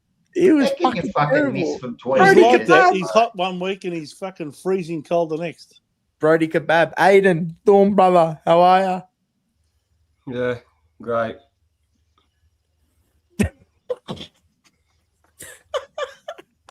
Go, Aiden. Aiden, Give us your synopsis. I want to hear your synopsis. We lost. We're 1-8, and that's it. Good. That's all I want to hear. We're 1-8, and that's brilliant. Look, great. That's the bottom line. That is the bottom line. We lost. We came back. We were 49 points down, and we came back. Yeah, whoop-de-doo. But you like, all right, there's positives out of that, but I'm sorry. People can be happy and proud of that performance and, like post appreciation posts about Harry and Kemp and I don't know who else, Jesus Christ, if not. At the end of the day, we're still 16th. Then we're 1-8. Now, if we play like that next week against the Bulldogs and Bontempelli and win, then that's a real midfielder right there. It's something. But if we rock up next week and play like how we did in the first half and like we have against St Kilda, it's going to be nothing. Notice how yet again, for I don't know how many weeks in a row this has happened to us, it's the cream of the opposition that ends up beating us. And last week it was Naz yet again. We've had Cosy Pickett beat us. We've had to beat us. Sorry to butt in, but they only you're right. It's those type of players. But they only have to turn it on. And tonight it was Lockie Neal. And tonight it was Lockie Neal. Correct. Next week he turned it on a little bit, and we get cooked. And next week we've got Bontempelli. Correct. And Kennedy. Yep. Yeah. Well, the only thing that came out of the Western Bulldogs game that might benefit us is that I think Tim English got accidentally headbutted by Kennedy. Funnily enough, and he might be concussed. I'm not sure what the aftermath of that was, whether he was deemed to have been concussed or not, and has to go into those protocols for 12 days. But if he's out, that'll be a big bonus for us next week if Pitnet doesn't have to go up against Tim English. They can start now. They need to start now to beat them next week. Start now. Start them now, mate. We say that every week. Oh, this player's out, this player's out, and it really doesn't matter. I'm just mentioning it because I think it's of interest. That's all. It is. Who won that game? Thank you. Yeah, the Bulldogs ended up. The scores were level on 72 each with 1:30 to go. And then in the end, the Doggies got a point to go up, 1 point in front with about 30 seconds to go. Port Adelaide tried to, basically throw a caution to the wind, go straight up the guts after that point. And the ball came back in the end, and one of the Bulldogs players marked it with about 5 seconds to go on the clock on the boundary line. And then the siren went, and he kicked it through for another point. So they ended up winning by 2 points. It's time to go! He's got an early start. Thank you very much. Love the points. That's 2 weeks in a row that Port have lost it in the last 3. Well, they've actually lost 3 games. They lost the game to Hawthorn by only a couple of points over here in Melbourne. They lost the showdown last week to the Adelaide Crows by 1 point. And now they've lost another game to the Western Bulldogs by 2 points. So they've been very stiff in those really close games. They could easily be well inside the top 6 if they had won all 3 of those. But they're improving. Oh, yeah. It's good when you've got a new coach and an actual style of play. Sorry, Aiden, go.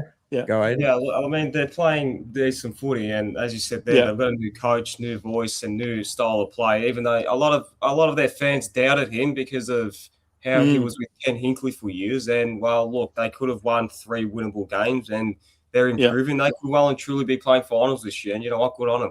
And you know how funny it is. Corey Durden, I'm not going to say he's in All-Australian form, but that guy, he's averaging 2 goals a game. And he's he actually kicked kicked the goal, which tied the score. It was a really good set shot for goal. So he's playing well over there. Great. He is playing well. You're playing inside the 450. That's what happens. It's as simple as that. And even another thing, like I don't know if you saw Ainsworth and Haywood's heat maps, but notice what happens when you actually allow players to play in their position and how much of an impact they have. Like they're not going to get 22 touches and kick 4 goals every week, but they're going to have an impact. They're going to kick either a goal and have, you know, a reasonable amount of touches and all that. But again, they were 74% in their forward line and only had 23% in their defensive half. I mean, that's all right. If that continues, then we could well and truly say that those 2 signings are okay so far. And and if they continue playing like that, then it shows an example as to how we wanted them prior to, 2025 as well. Because prior to us getting them in, they were showing those types of performances each and every single week for 3-4 years. And we wanted both of them in 2024. And tonight showed exactly why. But again, will they? I don't know. I'm off, boys. Got work tomorrow. He's gone. All right. Take it easy. I'll give you this. It's time to go! See you later to the Tottenham supporter. Nah, thank you again, Zach. Always appreciate it. Mother's Day tomorrow too, boys. We've all got Mother's Day lunches. Isn't it Sunday or is it tomorrow? Did I say Sunday? Oh, sorry. Sunday. Sorry. What am I talking about? I got you on one. I finally got you on one, hey? Yeah, you got me. No, I must be malfunctioning here. Yeah, you're malfunctioning. Factory reset for you, mate. You actually said that we've all got mothers, but no, not all of us. True. Everyone had a mother on day one, I can tell you that much. Yeah, but true. I don't know. What do you? She's not going to be too talkative if I go and see her tomorrow. Shit. Wow. Does he last this week or what? Yeah. Yes, definitely. Yeah, of course. Yeah. I told you this is the worst possible result for us because we're in no man's land. Like, yeah, we played okay, but we still lost. Like, it doesn't fix anything. Technically true. It is Saturday morning. So yes, thank you, God. Can't see. I was right after all. You're right. You're right. You know what, Maz? That reminds me of what my dad used to say to me because he used to say, mate, no one's perfect, not even me. I did make a mistake once. I thought I was wrong, but I was right. Oh, I thought he was going to say the mistake was having you. That's what they usually say. No. He said once I thought I was wrong about something, but I ended up being right about it. So I did make a mistake. What about he was sitting in the cup chair tonight. You see him? He was up in the box. No, and he was also down below too. I don't know. Yeah, so he went up to the box for about a quarter. It was weird. It was in that second quarter, wasn't it? I'd never see him interacting with anyone when he's on the boundary line. Never. Just a thought. Do you honestly reckon our players are bad as what they have been after playing tonight? I mean, it's only one sample size, but I don't think we're as bad as what people have made it out to be. Because if we were fucking shit, and if we were 5 to 6, 7 years away, then we wouldn't have, sort of fought back like how we did. So I just reckon that the players aren't bad. It's what they're just getting told in the end. Like the players aren't perfect. Give them a decent coach, and I reckon, give them a decent coach, and this list will produce a lot better than what they have been. But then again, we saw that in 2022. Like I don't want it to be another sugar hit. I want it to be like a long-term thing when we're winning. We're not going to win every week, but at least perform like you were genuinely serious about winning games of footy. Yep. I think we are where we are. I think we're exactly where we are. Like what the results are is what we are, if that makes sense. Because if you look at it, what are the stats where 53% of the time we're in front, and all those, in the first halves, we'd be fucking fourth on the ladder if games stopped at halftime. All that. I think we are where we are. We're half a decent side. We're just not complete. Like class. We lack class. We're about a 60% good side. You know what I mean? Like I think we are where we are. Rocco, you can't make a case to say the coach is the big problem. He's got to go, and that's going to fix everything, or it's going to fix a lot of what our problem is.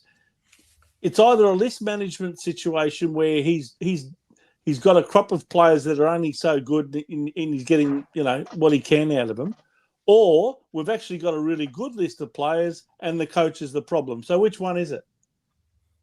It's everything, Vince. It's not just one thing. Like I've always said, I don't think he's the coach to bring us forward, right? Yeah. I don't believe he's the coach to bring us forward, and we need to get rid of him so we can move forward, right? But the list is at how far are you going to go with that list of players? Doesn't matter who the coach is.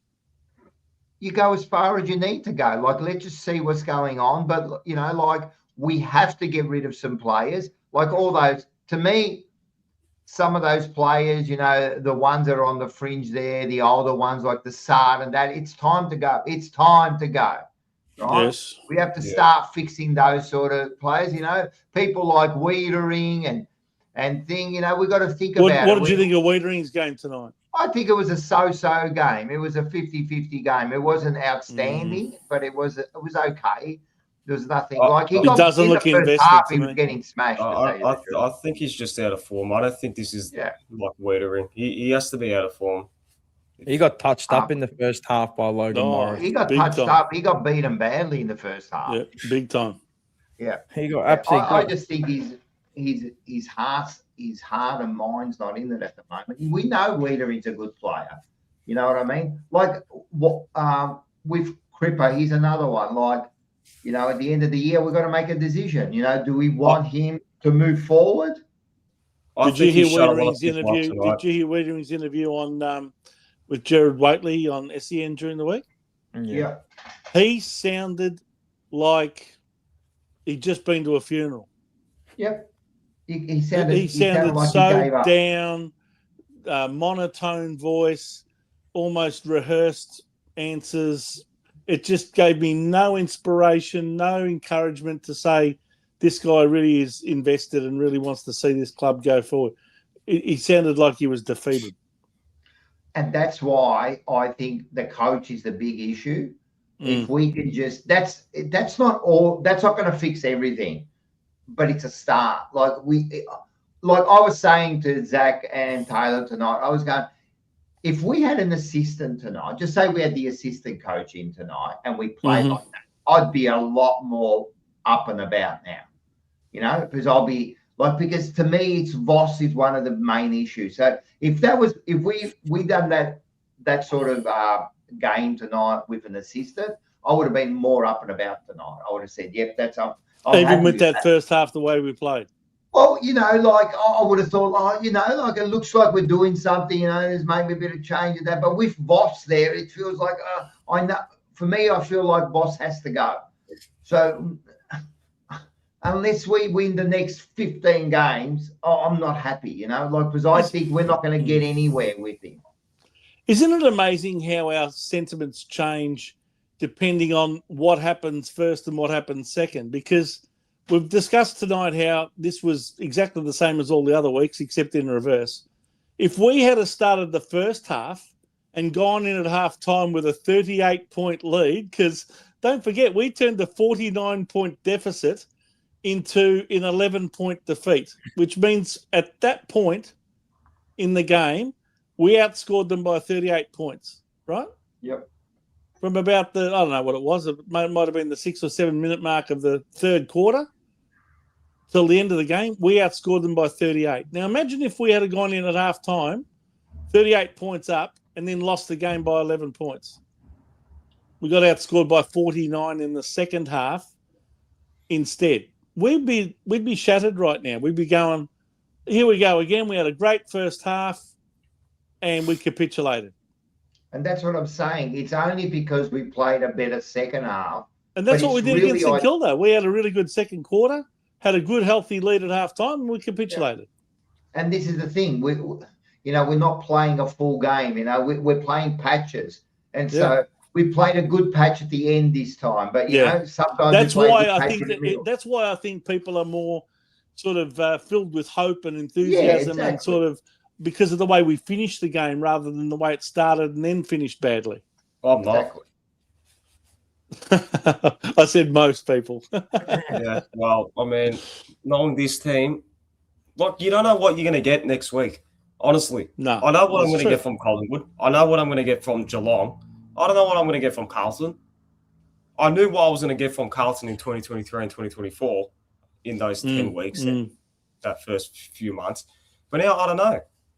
But again, just going on to Cripps, I think he shut a lot of people up tonight because there was a lot of doubt about his commitment and, people speculated about, he's really invested in all that. I think he put up a really good four-quarter effort tonight, and I think it just shows that, he still has that in him. But again, will that happen next week against, a player that he typically loves to play against in Bontempelli? I don't know. That will be a very, very fascinating watch next week.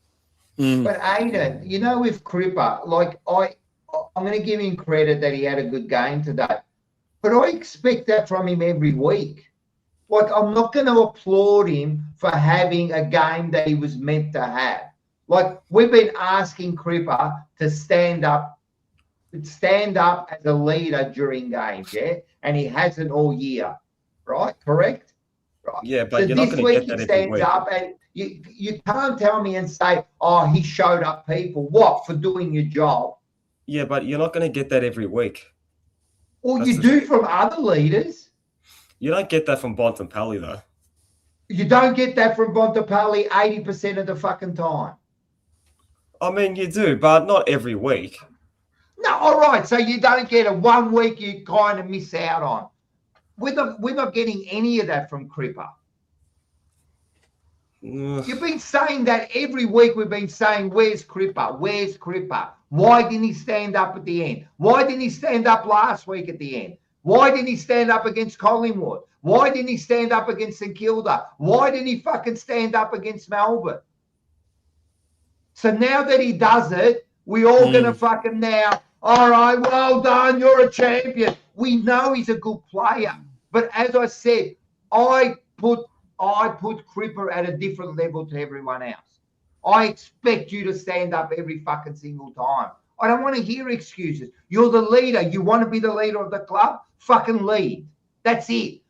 I don't want to hear excuses. All right, I'm going to clap him off now. All right, let's put up a statue of him because he had a good game. Like, that's what I expect. I expect that from Walsh every week. Sorry, bro. Every fucking week. I don't want to hear excuses. If you have one bad week, all right, next week I hit you to hit hard again.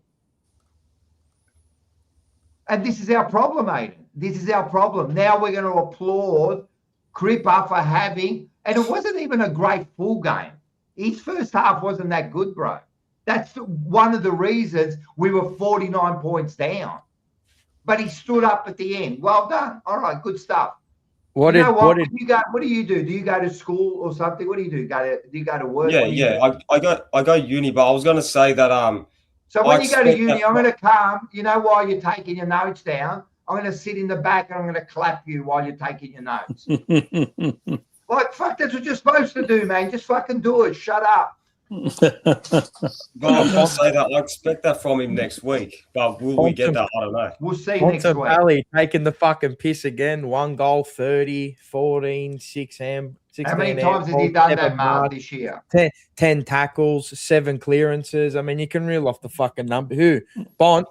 Yeah, I'm saying, how many times has he taken it and won the game for him just this year? Plenty. Yeah. You know, so he's been Cunt's a fucking champion, mate. He's a champion. Sorry for using the word CUNT. Sorry, but people going at me. Absolutely going at me, right? People going absolute bonkers at me, saying that, you said that Bontempelli's better than Cripps. He's a more complete footballer than Cripps. I'm not saying Cripps is shit. I'm just saying Marcus Bontempelli is just that much better.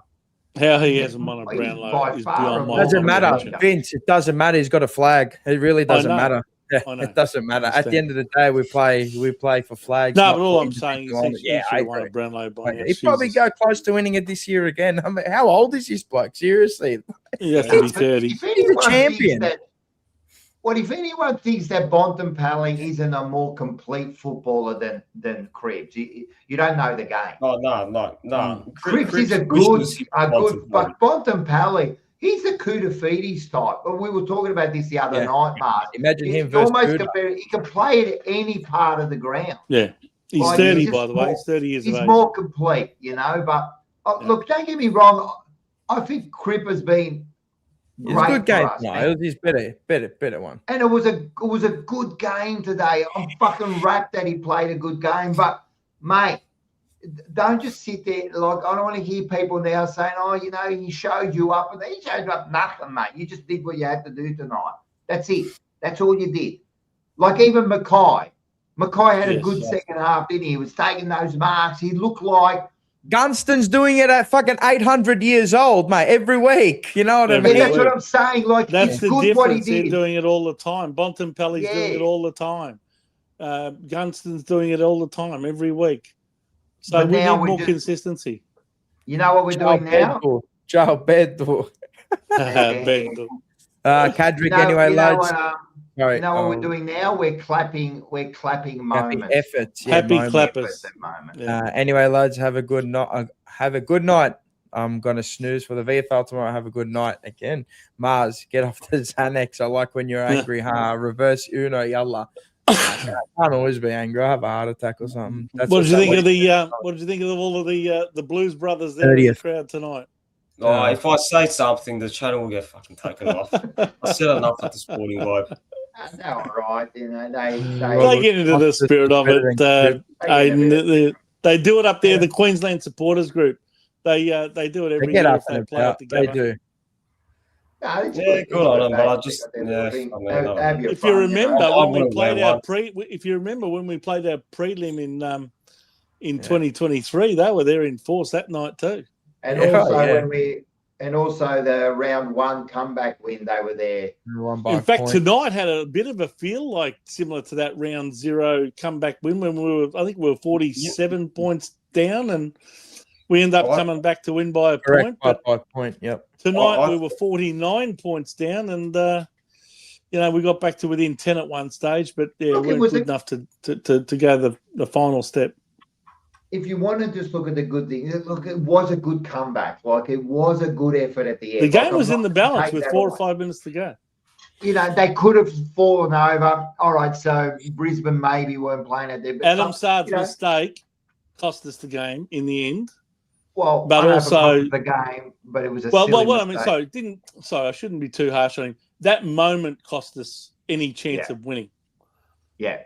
But also that Levi Ashcroft and Ben Ainsworth situation with Walshy giving away the now it didn't end up costing us a goal, funnily enough. The goal was scored when he got the high tackle. Yeah. But then he could have put the game totally beyond doubt, but he didn't by missing it. And then we got a goal up the other end. And it kept the game alive when again. We lost the game? I'll tell you when we lost the game. When we were 49 points down. That's when we lost the game. Naturally, obviously. That's it. There's no and I think that's the point that Voss was making in his press conference is that, we had a good comeback, but we've got to learn to play 4 quarters, basically. It's too late to start talking like that now because we're 1-8 and he's had 5 years to learn how to play 4 quarters that we just haven't learned. Yeah. Did you think that Vossi spoke a little bit different tonight? I found that he was a little bit more like he wasn't accepting anymore. I don't know. If the last 2 weeks, Rocco, the last 2 weeks, he's thrown away the Carlton playbook, and he's just started to talk more straight down the line. And last week, I thought it was the first time I really had heard him having a go at his players as a collective. And tonight, again, I think he's resigned to his destiny in terms of. I think so. He knows he's not going to get the job next year, so. he's just coaching week on week now. And I think that might have even taken a bit of, who knows, might have taken a bit of pressure off his shoulders in some ways that he knows it's inevitable that they're not going to renew his contract. I reckon this is a good comment here by Spartacus. Be patient. Boss is still learning. Relax, everyone. Why are we being so hard on him? He's still learning, bro. It's only 10 years in the coaching business. 1-8. You got players leaving, and hey, Michael Voss, hey, keep him, hey, yeah, good, yeah. No worries, bro. Not you. I think you ought to think twice before going into these big speech-like spiels that he did tonight, where he said, my job is, to coach her for a winning environment and all this sort of talk. I thought, come on, man, you've been losing games every fucking. I know now. You've had that many losing games. What are you talking about? A winning environment? That's bullshit. It's rage, mate. That's there's no way. Show me. I want no one that can sell just. APAC comments. No. There's no way. In fact, he even mentioned tonight, when I leave this club. So he knows it's not that far off. Yeah. Can you leave tonight? Can we leave him there? Like, the chartered flight, make sure he doesn't get on and just leave him in Brisbane. No, serious. I want him gone, bro. He'd still have a house there, wouldn't he? Yeah, 100%. Mate, with the money that we're paying this bloke, yes. Come on, Vince. Come on. He's got his mum and dad's house. Come on, what? He's going to sell the mum and dad's house? He was an assistant for 8 or 9 years in Adelaide before he got our job. What? He's still got the mum and dad's house, maybe up there. I don't know where he's probably from. How much he's probably been paid over the years? He's probably got houses in every capital city in this country. country. He's probably got a house there. He's probably got some apartment looking over the bloody river there. What's he in his last 30 matches? What's the record? I'd love to know. What, coaching? No, yeah, well, what's the record? Well, what did he win last year? Well, last year we won 9 out of 23 last year. And so far we've won 1 in 9. So that's 32. So we won 10 out of the last 32. Good start. Top start. 10 wins, 22 losses. I wonder what legacy he's going to leave. So that's like 30%. A losing legacy. That's like 30% winning, 70% losing. People aren't going to like it, but he has severely underachieved with what he had. Because what he had, I genuinely reckon if you had a tactical coach that was good enough, like McRae, Fagan, I think we probably would have won that fight. Aiden, and that's why, right, if you're going to have the same bunch of chuchos, as Rocco would call them, making the decision about your next coach, well, then nothing's going to change. Because if Michael Voss was a poor appointment made 5 years ago for all the wrong reasons, that's why we find ourselves in the position that we're in now. Yeah, okay? But they knew that. They didn't even want him. My name's Jacob Wiedering. They wanted Kingsley, but what's his face? Hang on, Mark. I'm trying to hear what Aiden's saying. Sorry, can you repeat that, Aiden? Sorry. It's Jacob Wiedering. Go. All right. Go, piss Aiden. off, Jacob. Piss off. Aiden, go. No, I can't. This fucking Wiedering is... But look, because they didn't want Voss, they wanted Kingsley. No, it's not they. The committee suggested that Kingsley was far a better prospect and more ready for senior coaching as someone who'd served his apprenticeship as an assistant at a club that had won premierships and was, cherry ripe to coach a senior side, whereas Voss was tactically inept and lacking in any sort of tactical nous. And lacking in strategy. But our president, we need. Our president that couldn't keep his chucho in his pants, right? Wanted someone with a big name. So all of a sudden, Voss gets the gig. See, that's what happens when you got a board headed up by people who have no football acumen whatsoever, making these decisions which totally fuck up your rebuild that took 10 years to make. Now we're going to start again. But Vince, it's okay. It's okay, Vince. Don't worry. We're going to be good for the next 5 years. I'm not leaving. I'm going to be your next captain. Oh, please. You know when they fucked the rebuild, when they sacked Bolton? No. They should have thrown everything out. That's it. That's it. No. Done. No, listen, Aiden, I think you got the short-term memory loss, mate, because even with Bolton, right, we went through an entire season in 2018 where we only won 2 matches out of 22. And then the following year, we won 1 match out of the first 11. So we won 3 out of 33 before they finally said, that's it. Time's up. And we were playing with no heart, there was just spiritless football. We were kicking 6, 7, 8 goals a game. In fact, the game that we lost to Essendon before they sacked him, we scored 4 goals, 9 for the game. I mean, to be fair, we did gut the whole list. No, they lost all respect for Bolton in the end. They didn't want him. I'm telling you, I know for a fact because I've got intel, and they did not want to play for him anymore. Okay, and then the Teague train. And that's why when Teague took over, all of a sudden they won 6 out of 11. So how does that happen with a team that had previously only won 3 out of their 33 previous games? They'd only won 3 of them. How does that happen that all of a sudden they win 6 out of the next 11? That's because they weren't playing for the coach beforehand, mate.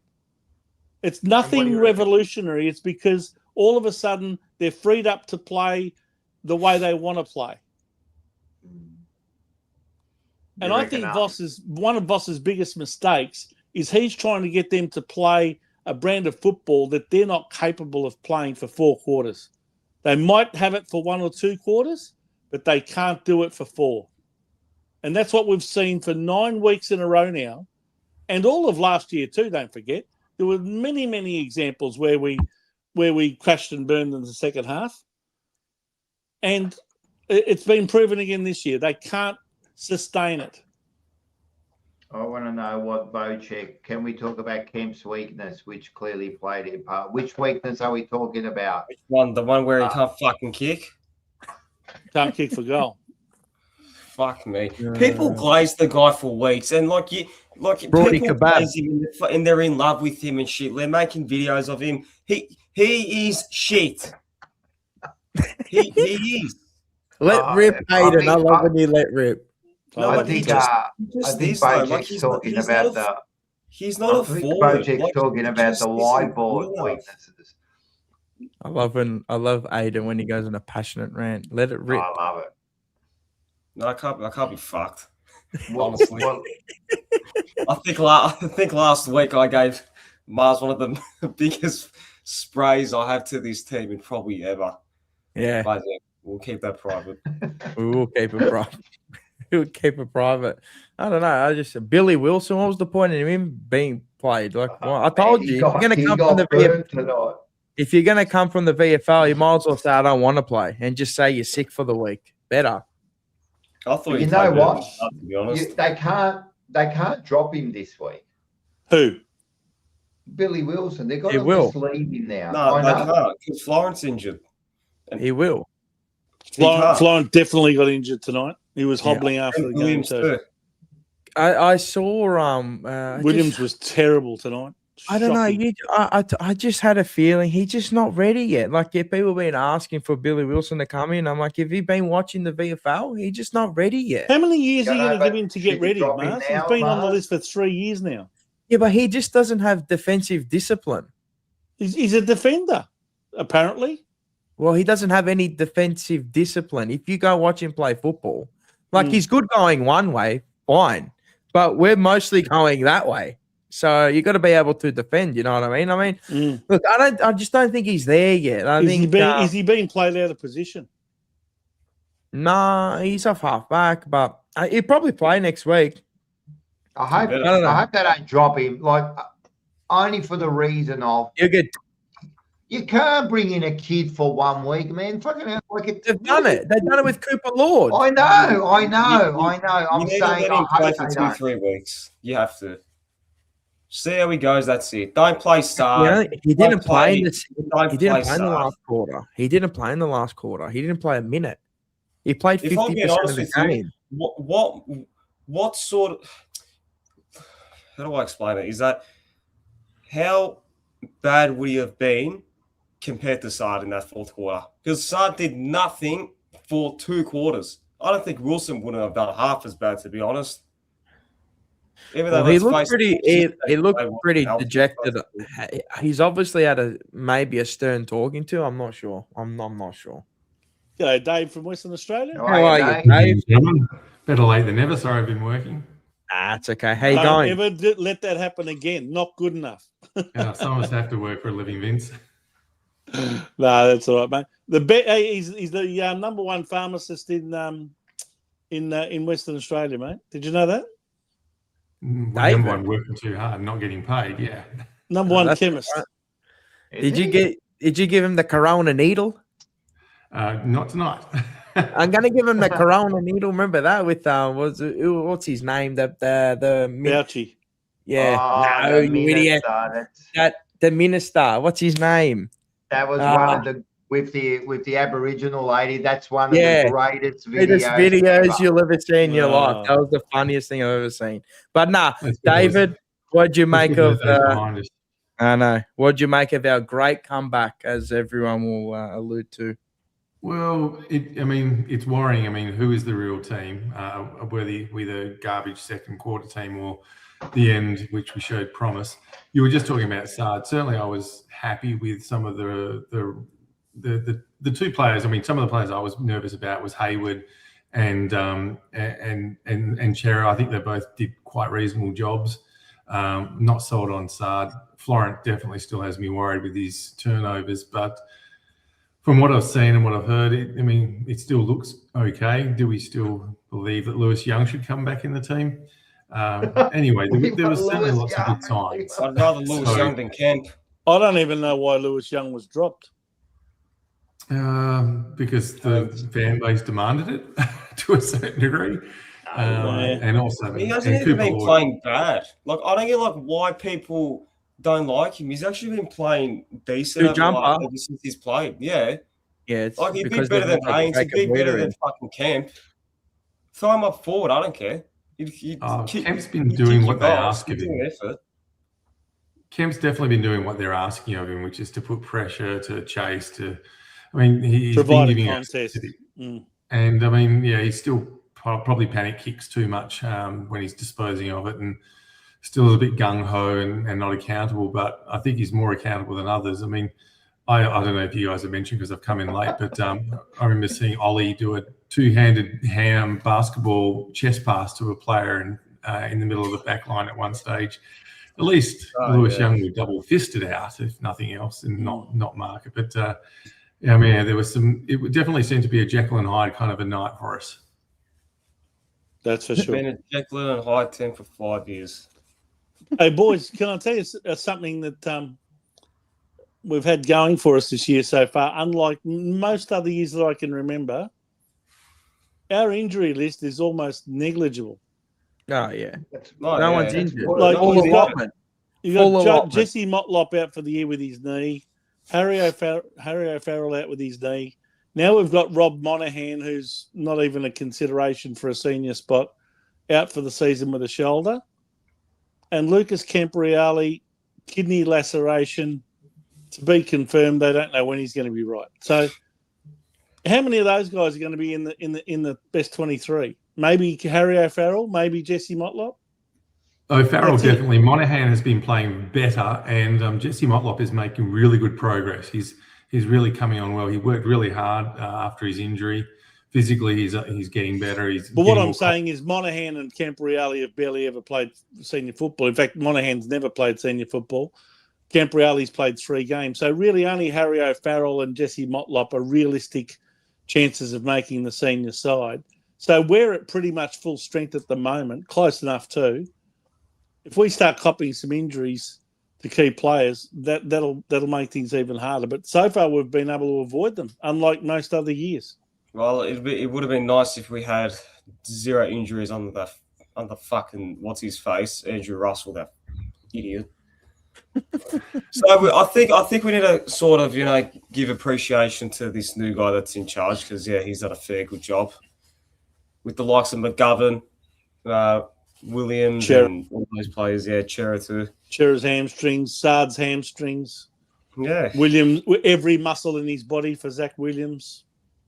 I thought he Calves, I think, Zach he Williams. was holding his ankle. He literally fell on the ground and he was limping. I'm like, oh, fucking this guy. Like, I genuinely thought, I don't know how he didn't get injured tonight, but Listen, you mean Zach Williams? Yeah. Yeah. Williams, terrible. you have to give credit. One thing with Williams, he's resilient. Mate, that bloke gets injured every week and looks like he's not going to come back, and he makes it back every week. So, and he did it again. Aiden was right. He went down. I thought he's done his ankle. He's done, and he comes back in the second half. So, but yeah, we got a couple of maybe he's got a good way of making it look worse than it really is. yeah. Oh, I don't know. Anyway, it's been good. You're a chemist. Rocco Moro, he's from WA. He reckons he's a chemist. He just doesn't work in the pharmacy. Can we just can I just say this before you go? The big in the garage. Yeah, that's right. He does a bit of a Breaking Bad chemistry. Big Seba, $2.99. David, I have some meds I need. Can I source them? Look at that. Medical cannabis is definitely available. Don't worry about that. I mean, I'm not sure if you guys have touched on it, but is this second half a sustainable thing? Is this going to get the monkey off our back? Is it going to give this player group a belief?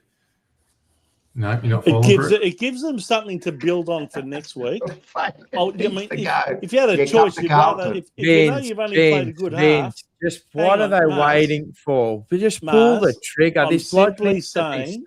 I'm simply saying that if you're going to have a good half, you're probably better off having a good second half, which gives you some sort of platform to work from for the following week, and gives the players a bit of confidence going into the following week.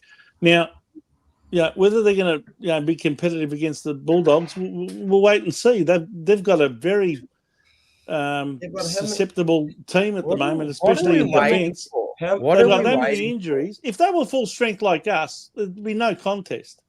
But they have got a lot of key injuries to key players. Yeah, but how many times have these players in this club have said, "Oh, we're going to build on it. We're going to build." Like literally last year, we bet Port and Essendon, and they're like, "Oh, we're going to build off this into the off season," and how did that go?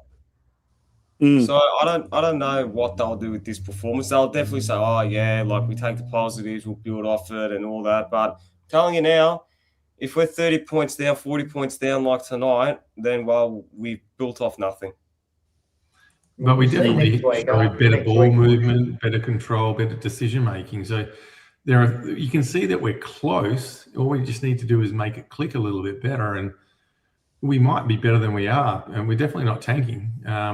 Otherwise, if we're crap at tanking as well. So. If I hear the word fucking tanking again, I'm going to lose my shit. What a load of crap. Yeah. People spew some absolute shit. I flap my gums and spew a lot of shit. I know that. But tanking? Carlton? Tanking? Really? Really? Sorry to cut you off, David. Like, I can't stand it. I can't stand it. We're rubbish. We're 1-8. How has he kept his job? I still don't get how he coached into this year, and I don't get how's he keeping. Graham right now. Well, there's some big questions asked upon him. Where are we as a fan base too? Like, we don't demand anything. We sit back, rest on our laurels. We're like a bunch of bitches. Genuinely, we just sit back waiting for things to happen. Where's the board spill going to hit? Like, when's that going to happen? When's that going to happen? We've had the same people at the top for how many years? How many years, Vince? 15, 20 years? How long? Tell me. How long? What's the question? How long have we had the same board? Okay, that's a very good question, because Mars, what they're very clever at, and just putting a new face in, but the same people. Is turning over enough people on enough occasions that it's never the same board. Every 2 or 3 years, there's a few changes here, or one person's gone, another person's off. The same. So it's hard to sort of say, other than to simply say it's the Robert Priestley led board. Previous to that, it was 4 years of Luke Sayers' board, even though there were changes on that board as well. So I think normally the way you regard these boards is who the president was at the time. That's why we talk about the Elliott years, and that was nearly 20 years under Elliott. That board changed as well along the way. But, this board now has really only been in place for a little over 12 months with Priestley in charge. I feel maybe like 15 months, roughly 15 months. I feel like they're all the same clique, though. They all come from the same That's group. what they do. That's the Same problem. It's because for the last 25 years, we've had nothing but corporate elites after corporate elites taking over, and they don't know anything about football. We don't demand enough, mate. I said this for a long time. We do not demand enough as a supporter base. We sit back and we want and we wait for things to happen. Sit back. We should be at the club tomorrow demanding this bloke out of his fucking job. The first person out is Michael Voss, mate. Gone. Second person should be Rob Fraudley. Gone. For example, 2023. It's annoying, bro. We just sit here waiting for things. This is why I lose it at the fan base. We're just fucking content with everything. This is why we are. We're the problem. I'm telling you, we're the problem. We are the problem. This will happen at Collingwood, I'll tell you. In something close to your heart is the AFLW, I know. Do you know the story of why the head of the AFLW program left Carlton? Is it just about his family, or is there something more to that story? Don't know. When did this happen, Dave? During the week, the head of the AFLW program for Carlton left, saying he needed to spend more time with his family. Yeah. What's his name? I can't bloody remember, to be honest. I didn't even hear that. Sorry. I didn't even know. They didn't. Did they publicise it? Yeah, they did. The story out? They did. Thanked him for his job, efforts and stuff.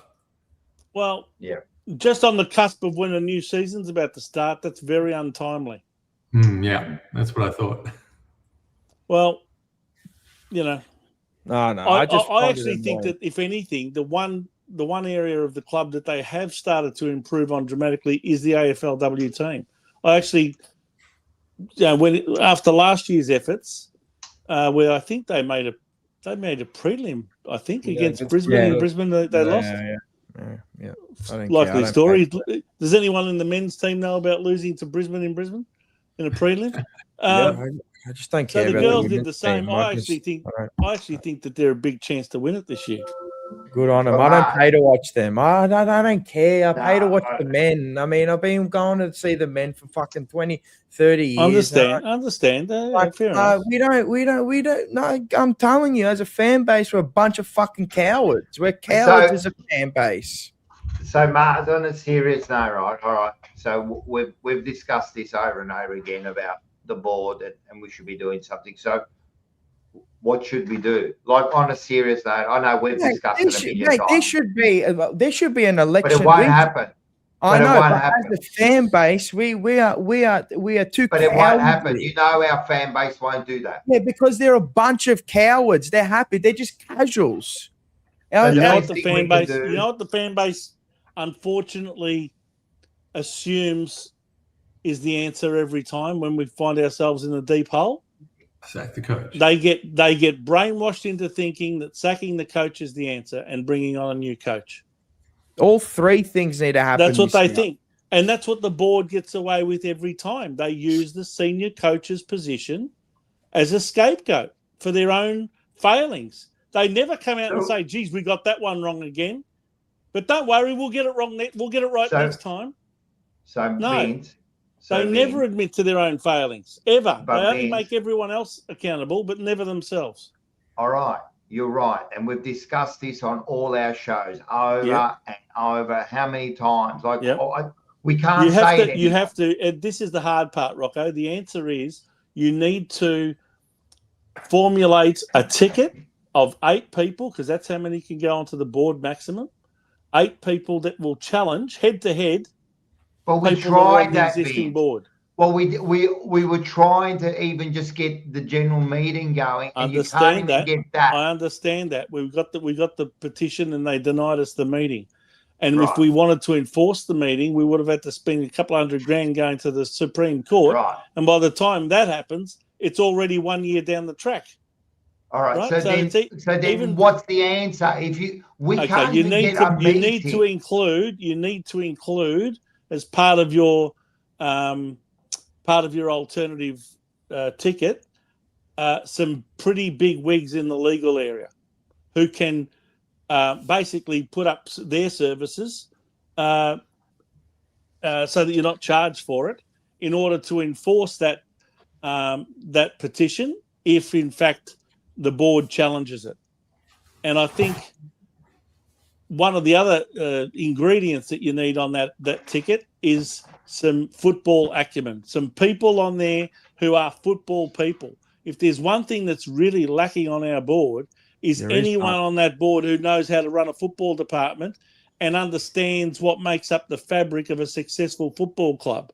Should be no surprise to anyone that Brisbane Lions, who won the last 2 premierships, been in the last 3 grand finals and about 7 or 8 consecutive final series, has got Lee Matthews on their board.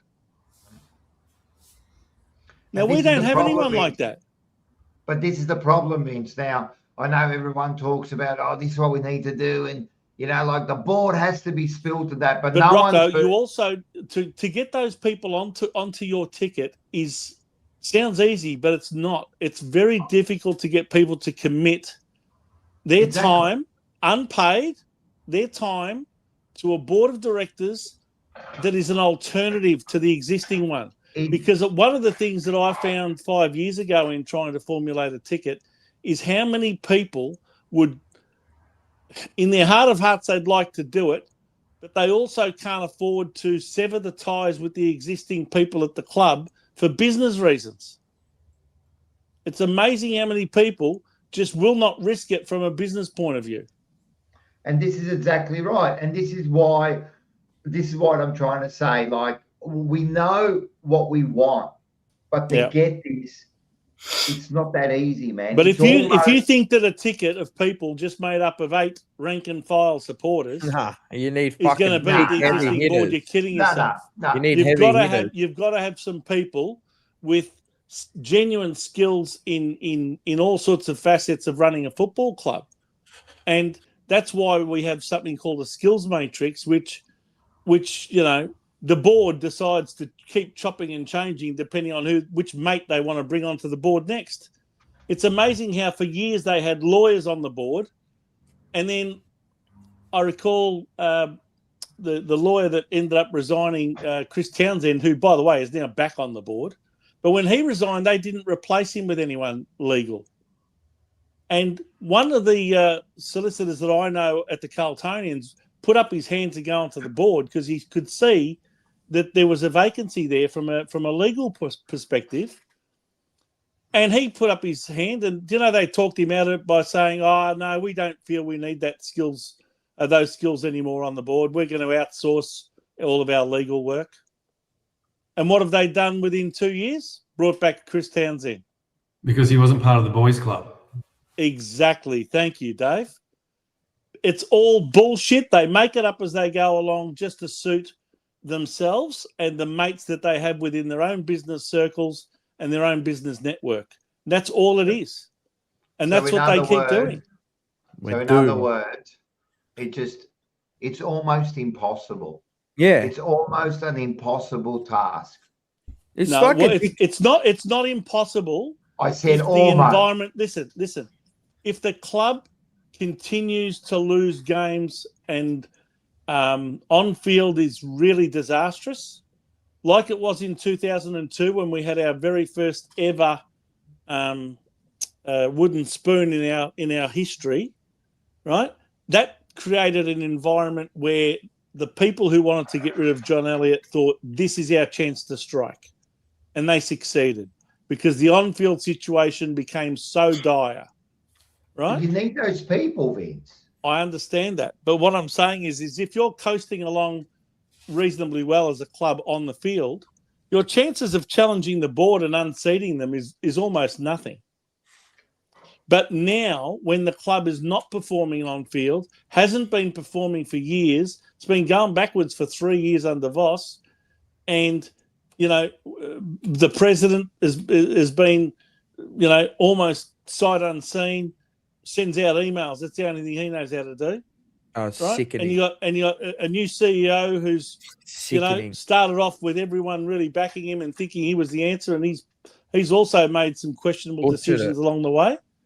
So all of a sudden, it might be the right time to strike right now. Yes, but we still need. Before you go. Yep. Oz Yates 299. Thank you very much. If Oz was the CEO, he would have sacked Voss by now. Well, we need you. Let's make Oz the CEO. Oh, there's no question. If I was fucking CEO, yeah. Everyone Rocco's would have old been enough, white. and I'm old enough to remember that if John Elliott was in charge, Michael Voss would have gone about 2.5 years ago when we lost. He would have gone we at lost the quarter time prelim when we were final. 60-0 against Brisbane. Michael Voss wouldn't have been the coach. Yeah. He would have that gone. That final he would when have we been were sacked 60 at to half 0. time in that final. Yeah, he would have been sacked at half time in the prelim. Embarrassing. In the elimination final. Sorry. Exactly. Yeah. I wish I fucking was alive under that era. But look, that was in an era where we had standards, where we had expectations, where second place is unacceptable. Now we lose the prelim final, and they're all patting each other on the back, saying, "Hey, look how great! We made it to a prelim."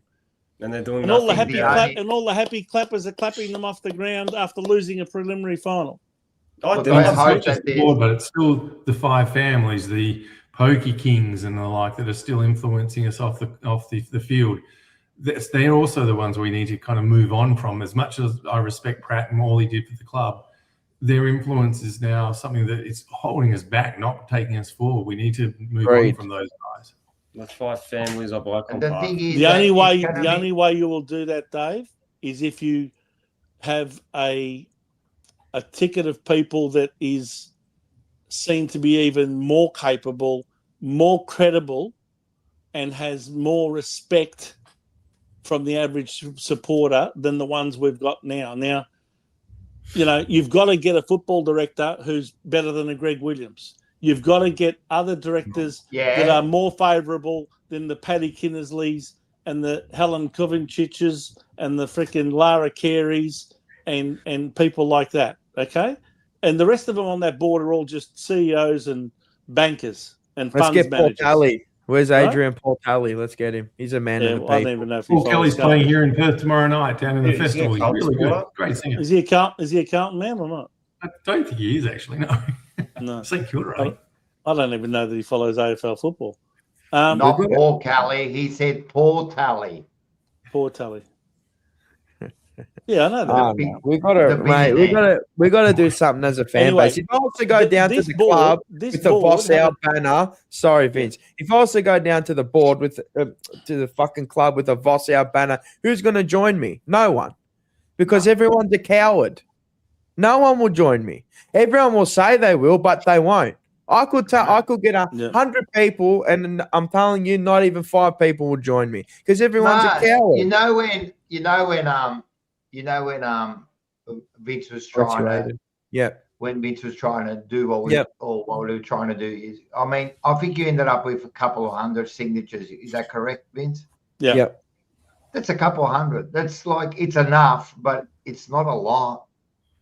But Rocco, also you got to remember at the time we were in the middle of a lockdown in 2021, halfway through 2021. It doesn't matter, Vince. Seriously, there's 80,000, or maybe 30,000. Let's say 30,000 voting members, right? I'll tell you right now, you'd struggle to get 500 people. Oh, I know. Look, I understand that. I mean, if they that's what I mean.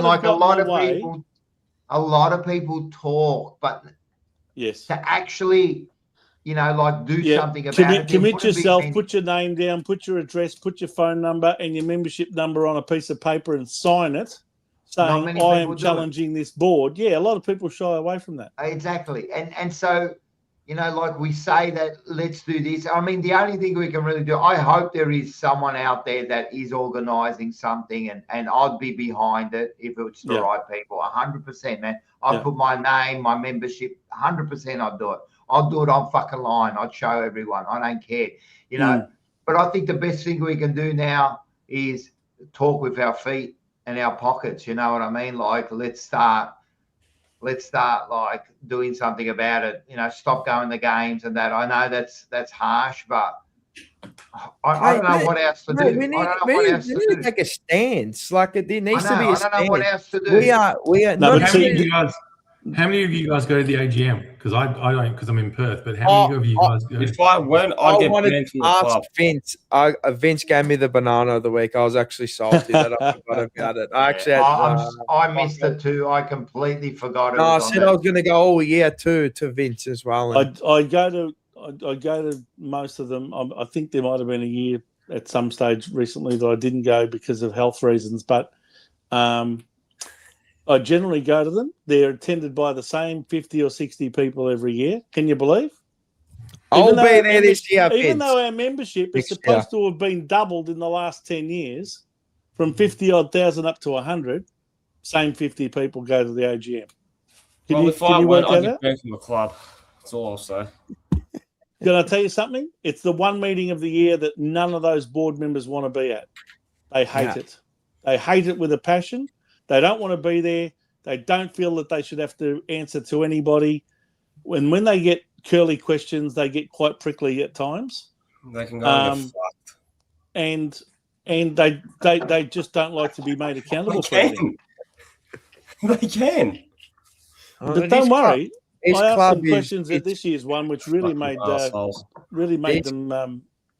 This club's been run into a grave, and this club, the coach is on palliative care as a coach. He's in palliative care. Yeah, he's on no life doubt. support. Someone needs to pull the plug because we're being coached into the grave and we're being fucking run into a grave. I don't care how good we are off ground with all the agendas and that, and how much money we make. I don't care. I want to win games of football. I just want to feel like we've got a good style of football. We've got good processes in place. That's all I want. I wouldn't be this angry. I'm angry because of shit. Mars, that's the point. But we want to win games of football. But when you're talking about fans becoming more engaged and trying to get real change in the club, when push comes to shove with AGMs or when Vince has a challenge, people don't get behind it because all they care about are wins and losses. So they don't. Can I tell you something, Dave? Dave, Yeah, when I stood up for the members and their democratic rights 5 years ago, I had people, including people even on our own cheer squad, who were caning me online and on the social media channels, saying that I'm this hero that's going after the board for my own personal reasons and trying to be big noting myself and all this sort of thing. Here I am protecting their right and all of our rights as Carlton members to call upon an extraordinary general meeting with a reasonable amount of votes rather than these people trying to change the rules and make it practically impossible to ever overthrow the board in the future. Yep. In other words, trying to stop this from becoming a dictatorship. Yep. Now, yet, despite me making it clear that that's the only reason I'm doing this, so that we retain whatever democratic rights we've got left, some people still found the need to criticise me in that way. It's crazy, isn't it? Those people that criticise you, right? Those people that criticise you made it happen. Yeah, well, and I've said this over and over. You've heard me on my show. I've repeated this over and over. And yet, some of these people, there, Rocco, and some of these people will today be calling upon a board spill because they're not happy. They are. And guess what? Now all they need is 100 signatures from voting members because we stood up to the board at the time and because I decided to take it upon myself to lead that charge. And defend the Constitution. And yet they're the same people who are now going to be saying, let's get a ticket together or let's overthrow this useless board, not realising that it was me who actually left that clause in place 100%. because Luke 100%. Sayers ended up backing down.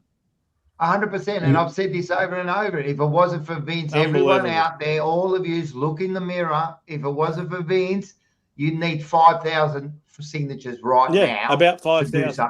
About 5,000 you would need. Now you just need 100. Breakfast with the Blues, 91.3. We didn't take sides in that argument, but we gave Vince a voice to give a balanced view and to give the fan base a choice to do what they wanted. What they decided to do was their own point. But in SEN, I think we're still supportive of you as well. But, without people actually hearing about it, they were unaware of it, and that's why we don't necessarily push. Well, this is any the thing. narrow. This is the thing, Dave, is that at the time it was Mark Legiudice, the president, put out an email. It sounded like it was a nothing email. Oh, there's a general meeting taking place. Oh, we're going to put through this new constitution. It's going to recognise Aboriginal people. It's going to recognise women in football. They dressed it all up. But underneath all of the bed of roses were these thorns that they never told us about, and it was all going to pass through without anyone even knowing. And if it had been left to go through and they had got their way, and we find ourselves here 5 years later saying we want to get rid of Voss and we want to get rid of the board, only now would you be saying, what do we need to overthrow the board? And they'd be saying, you need 5,000 signatures on a piece of paper. And then you'd go, what? When did this come in? Oh, 5 years ago in the middle of COVID when no one was paying attention. No chance. I'm telling you. No chance. We struggled at that time to get like a couple of hundred. And Correct. even though it was COVID, but let's say it wasn't COVID, you'd be struggling to get like so. And all those people. What made it hard, Rocco, is that you couldn't even put up a tent at the MCG or Marvel and get people's signatures, that sort of thing. I'll give you 5 times. I'll say you get 1,000. Let's say you would have got 1,000. The point is, unless the club is literally on its knees and it's financially fucked, you would never get 5,000 people to sign that petition. But this is what I'm saying. Now, all those people that were saying at the time that you were doing it for yourself and that, right? Nah. Listen to me. In actual fact, they were saying that because they were thinking about themselves. That's all it was. They were thinking about their own little world and what they can get out of it. It's always been that way. You know what I mean? Hey, if you didn't defend the Constitution and what the founding fathers, mate, that's forget what we're about going to defend now because that's what protects the foundation. It's the foundation. That's what it's made the club. It gives us a voice, and this is why I say, as fans, we need to set a new standard. There's no standards being driven by us. No, not enough. Can I tell you something? It's a minority. Yeah, I'll send it. I'll send it to you guys if you want. I was interviewed during the week by a guy I used to go to school with who became a commentator on ABC. I don't know if you know his name's Dan Lonigan. Yes. And he also did an interview during the week with another schoolmate of ours, Andy Gowers, who's now the president of the Hawthorn Football Club. Oh, yeah. And listening to that interview today, I basically watched it. To hear Andy Gowers talk about what he has endeavoured to do at Hawthorn and bring it back to being a family club, that it had sort of drifted away from being that, it went down that corporate path, and he decided, no, it's time we get back to basics and making it feel like a club that everyone belonged to and the players and their families and all of that. We don't have that much at Carlton. That's where I think we've also lacked sadly as a club. It's all so corporatized that it's become sanitized almost. Yeah. It's you're right. it's I don't know. It's got that smell of no real care about it. It's all just clinical. There's no heart. There's right? These players play like they don't really care for each other that much, right? And I think that there are some lessons in that we need to become a more determined but humble club in that respect. There's got to be a balance between humility and determination to succeed. And I don't think we have either at the moment. No. Vince, do you think also that goes deeper to things like decisions about moving away from the Preston Bull Ants, for instance, and being a standalone, and then the VFL not having that connection with the AFL program, that family unit of the whole club? I mean, certainly there's connection between the families themselves of all the players, for instance, but that family unit, all these decisions have just cut away at that whole collectiveness of us. Mm. Yeah, look, Carlton has, in the last 25 years, not shown me that it has anything like the fabric of a football club that's going to be successful. It just doesn't. It's just got corporate elitism written all over it and virtue signalling, social justice driven people who are instilling their own, almost like they're indoctrinating everyone around them into their view of the world. It's just got the hallmarks of just all they want to do is just make money. Yeah. It's all they want to do is just make money. And they don't give a fuck about winning. They don't care. They care about their own. And that's it. They don't give a fuck. And you know what? They don't get fucked. I don't care. Funnily enough, about 15 months ago when Sayers was given the all clear by the AFL that he hadn't done anything wrong and then resigned as the president within half an hour after that. Funny about why should you have to resign when you've done nothing wrong? Anyway, we'll leave that be. One of the directors of the board actually instigated a conversation with Mike Fitzpatrick, dual premiership captain, former chair of the AFL, Rhodes Scholar from Oxford University, all the credentials you could wish for in a club president. He got him to agree to come onto the board. His only condition, if he was going to come onto the board as president, was that it had unanimous support from the existing board members. Now, this is when Sayers had left and the two co-vice presidents, being Priestley and Kinnersley, were interim presidents, interim co-presidents. Yeah. They knocked it on the head, said, no, we're not interested. We want it for ourselves. And within a week, they told this particular board member that he had to leave and that he had lost the support of the rest of the board, and he also resigned. That's why there were two vacancies created when Luke Sayers left. Hi, Vince. There you go, Seb. So what does that tell you? What does that tell you about the leadership of this board right now? They're more interested in themselves and their own positions, and they are not putting the club's best interest first, because you can't tell me that it's not in the club's best interest to have someone with the credentials of Mike Fitzpatrick to be your president and to change the culture of this club once and for all. Say, Vince, what is he, a Rhodes Scholar? Not only did they knock Mike Fitzpatrick back and say, no, we're not interested in you, but they also told the board member who tried to initiate this to go and piss off. They don't want him on the board anymore. And I can tell you that he left in disgust. And that particular board member, was a sponsor of the club and was the only person on the board who was not aligned with anyone in the five families.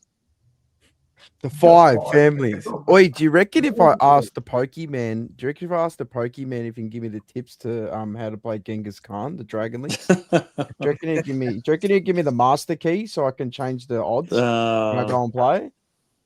No, he won't. They'll never give up that. Do you know what's coming up? Do you know what's coming up in about Carlton respects? I think it's 3 weeks from now. Oh, God. I was going to say Pokey night down at Crown Casino. Orange Socks night, right? What a contradiction. And do you know how much money our club rakes in from pokie machine licenses? A lot. Every year? I funnel money into pokie. 20 million. $20 million approximately. I got it right. In revenue, and we derive about $3 to $4 million in profit out of that. That's mad. But but we care all about domestic violence, don't we? Hey, that doesn't. So what do they do with the fact that problem gamblers are one of the biggest perpetrators of domestic violence. Oh, that doesn't matter. What about the new round, the mental health round we're going to do? I will admit, I did absolutely smash up a cardboard box last night when Shai Bolton was stuck on 23 disposals. So, yeah, I am a problem gambler. Nah, but I'm just saying, that's it. No, it's a joke. It's an absolute joke. The hypocrisy is just they will never stifling. give that up. They will never give the pokey money up. Never. Mas. Never give it up. What are they going to do with their money? The virtue They're not going to give up tax. I'm The cold. virtue Chap. signaling is sickening. I'm Don't cold. worry, you'll see Paddy Kinnersley on Channel 7 leading up to Oh. Carlton Respects round. Don't worry. PK. Who's got the Chewies? BK Chewies. PK. Yeah. What Hey, are they Dave. doing for money, though? When is What are they- hemorrhoid sufferers around? That's what I want to know.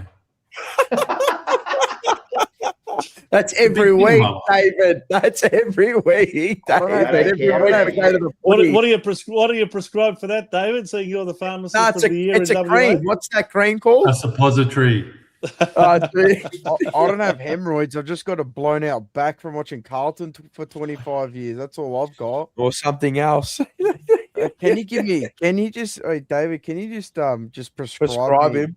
just 400 slips of tramadols? Because that's what it feels like when I'm watching Carlton. Like tonight, I could not have been more disinterested for a game than I've ever been. It was Putrox. How are you feeling at half time tonight, Seb? I was in the car park of Northside dealing Pokemon cards. Genuinely, Like drugs. No, we it, were. It actually, it genuinely wasn't on my mind. I swear to God, when I came back in, who were we sitting with? It was sitting next to Nathan. Shout out to Nathan. Nathan, mate. We were just laughing. I was getting bantered by a North Melbourne supporter. I was copying it, and he goes for Tottenham as well. That's the low. We are the lowest of the low. We are shark shit. We are plankton. Hey, what does shark shit look like? I've got some good news for our supporters tonight. Oh, here we go. We matched Brisbane in having a 6-goal uninterrupted stretch. That's good. Yay. They had 6 uninterrupted goals spanning the whole of the second quarter. They kicked 4 goals to nothing, and then they kicked the first 2 goals of the third. So there's their 6-goal stretch. Amazing. And then soon after that, we had our 6-goal stretch, and took us into the last quarter. Beautiful. Fantastic. I asked this question. I think I asked it to Vince on Blue Sunday a couple of weeks ago, and I think some of the people in the chat got flamed for it. I think in my 25 years of life, or whatever I've watched with my conscious eyes, as Mars likes to say, is this not the lowest you've ever seen Carlton? I want to put it to David and Rocco. Is this not the lowest you have seen? And Aiden, whatever you've seen. I mean, you've seen absolute dog shit, so it probably doesn't even matter. How old are you, Aiden? 21. 21. Is this not the lowest you've seen Carlton in your illustrious lives? This is Let fun. me take this one, Rocco. You go. Favola being I've moved answered this 20 times. Favola being moved to fullback in a game where we were playing Melbourne, I think it was, and No, you know who we were playing? Dennis Payton. We were playing St Kilda, and they put him onto Fraser Gehrig kicked 9. Was that Dennis Pagan put him out there? Yes, Dennis Weren't they Pagan put eating him on. pies and sinking piss at the pub the night before? Or something? I was thinking that, and didn't Gehrig roll him? And Oh yeah. he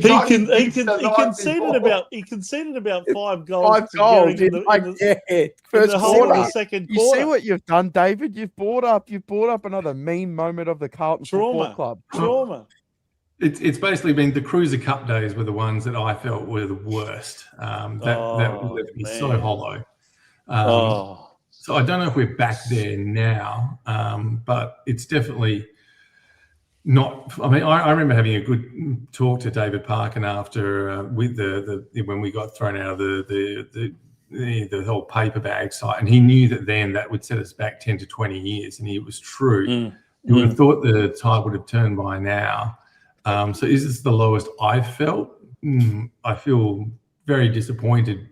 We've been sold too much faith, but I don't know. Yeah, Vince, you put up a good argument that this is the worst, but not for me. I think there's still lots of positives that we've got going for us on the field and off the field.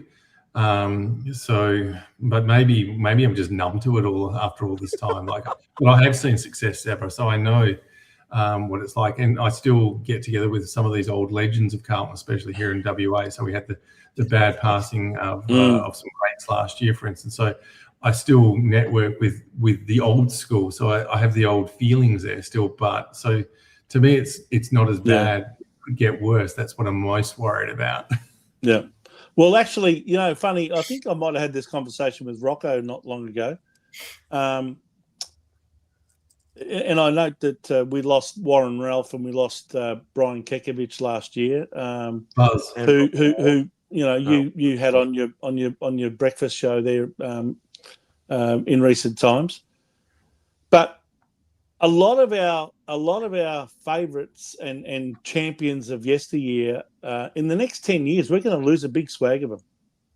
We're going to lose a really big swag of those people, especially the ones who played in the 68, 70, 72 premierships.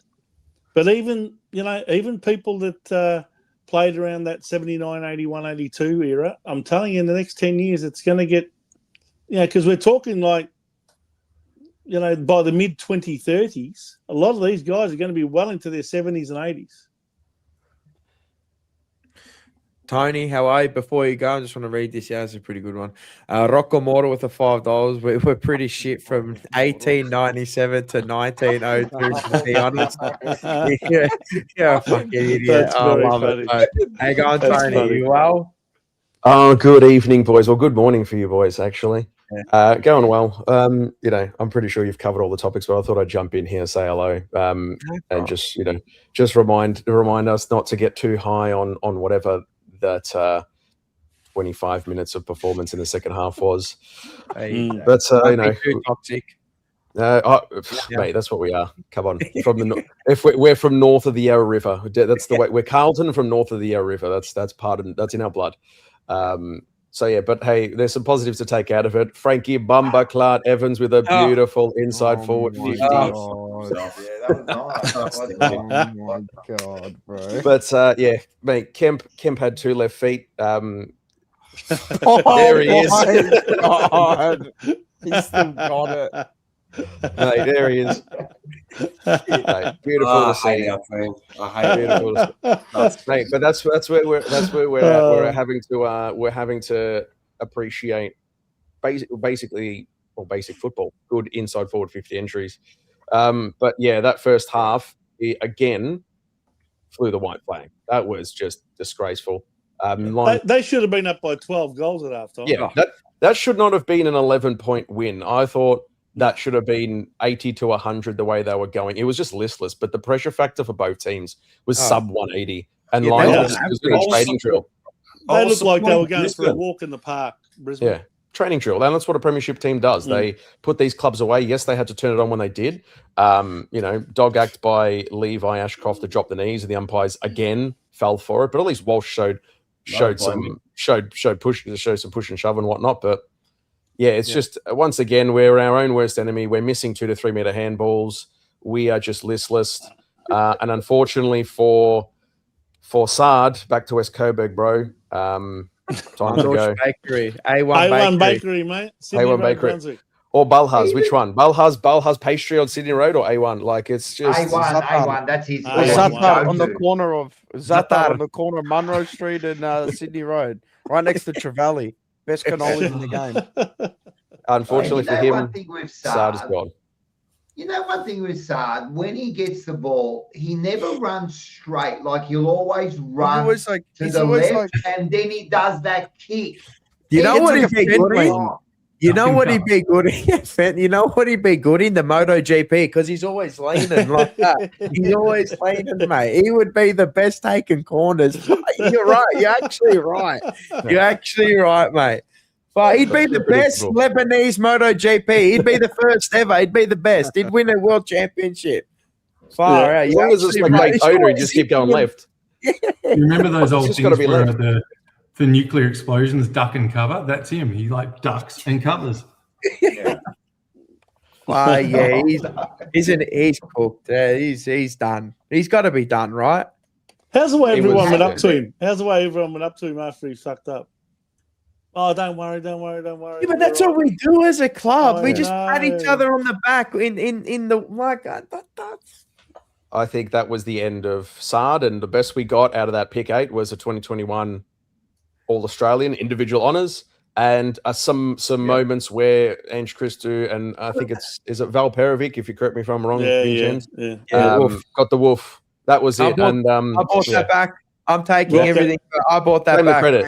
Hey, Claim the Andy credit. Marr said it Fuck was it, a I'm stupid taking it. idea. Andy Yeah, Marr he said it was a stupid idea. And the cheer squad wouldn't help me when I put the call out. They said, no, it's dumb. And then when I got it going, fuck you all. They all tried to take credit for it, mate. Didn't they? Yeah, well, yeah, when it's popular. And then they all tried to take credit. Me when I got the banner that says boss out. Maybe I can. Maybe Hey, there's Rocco. enough out there. You'll see that in the next few weeks. If they retire start at the end of this year, there's a little pet project for you for next year. Who's going to be the new wolf? I'll find it. Nobody. No one. Matt Carroll? Nah, no one. No. You might have to go to the EDFL and find Matt Watson and go see that. Oh, Matthew Watson. He's got the blockhead of the year award. Jesus Christ, Watson. That's where the Wolf's going to be until they find someone who can actually kick. I a think ball. they should retire the Wolf until we get a genuine booming left foot kick from somewhere. Well, I don't think anybody's going to get the wolf. I don't think anybody's worthy enough of the wolf down there. So I'm going to get scanned by a Nigerian scammer again, and that's all good,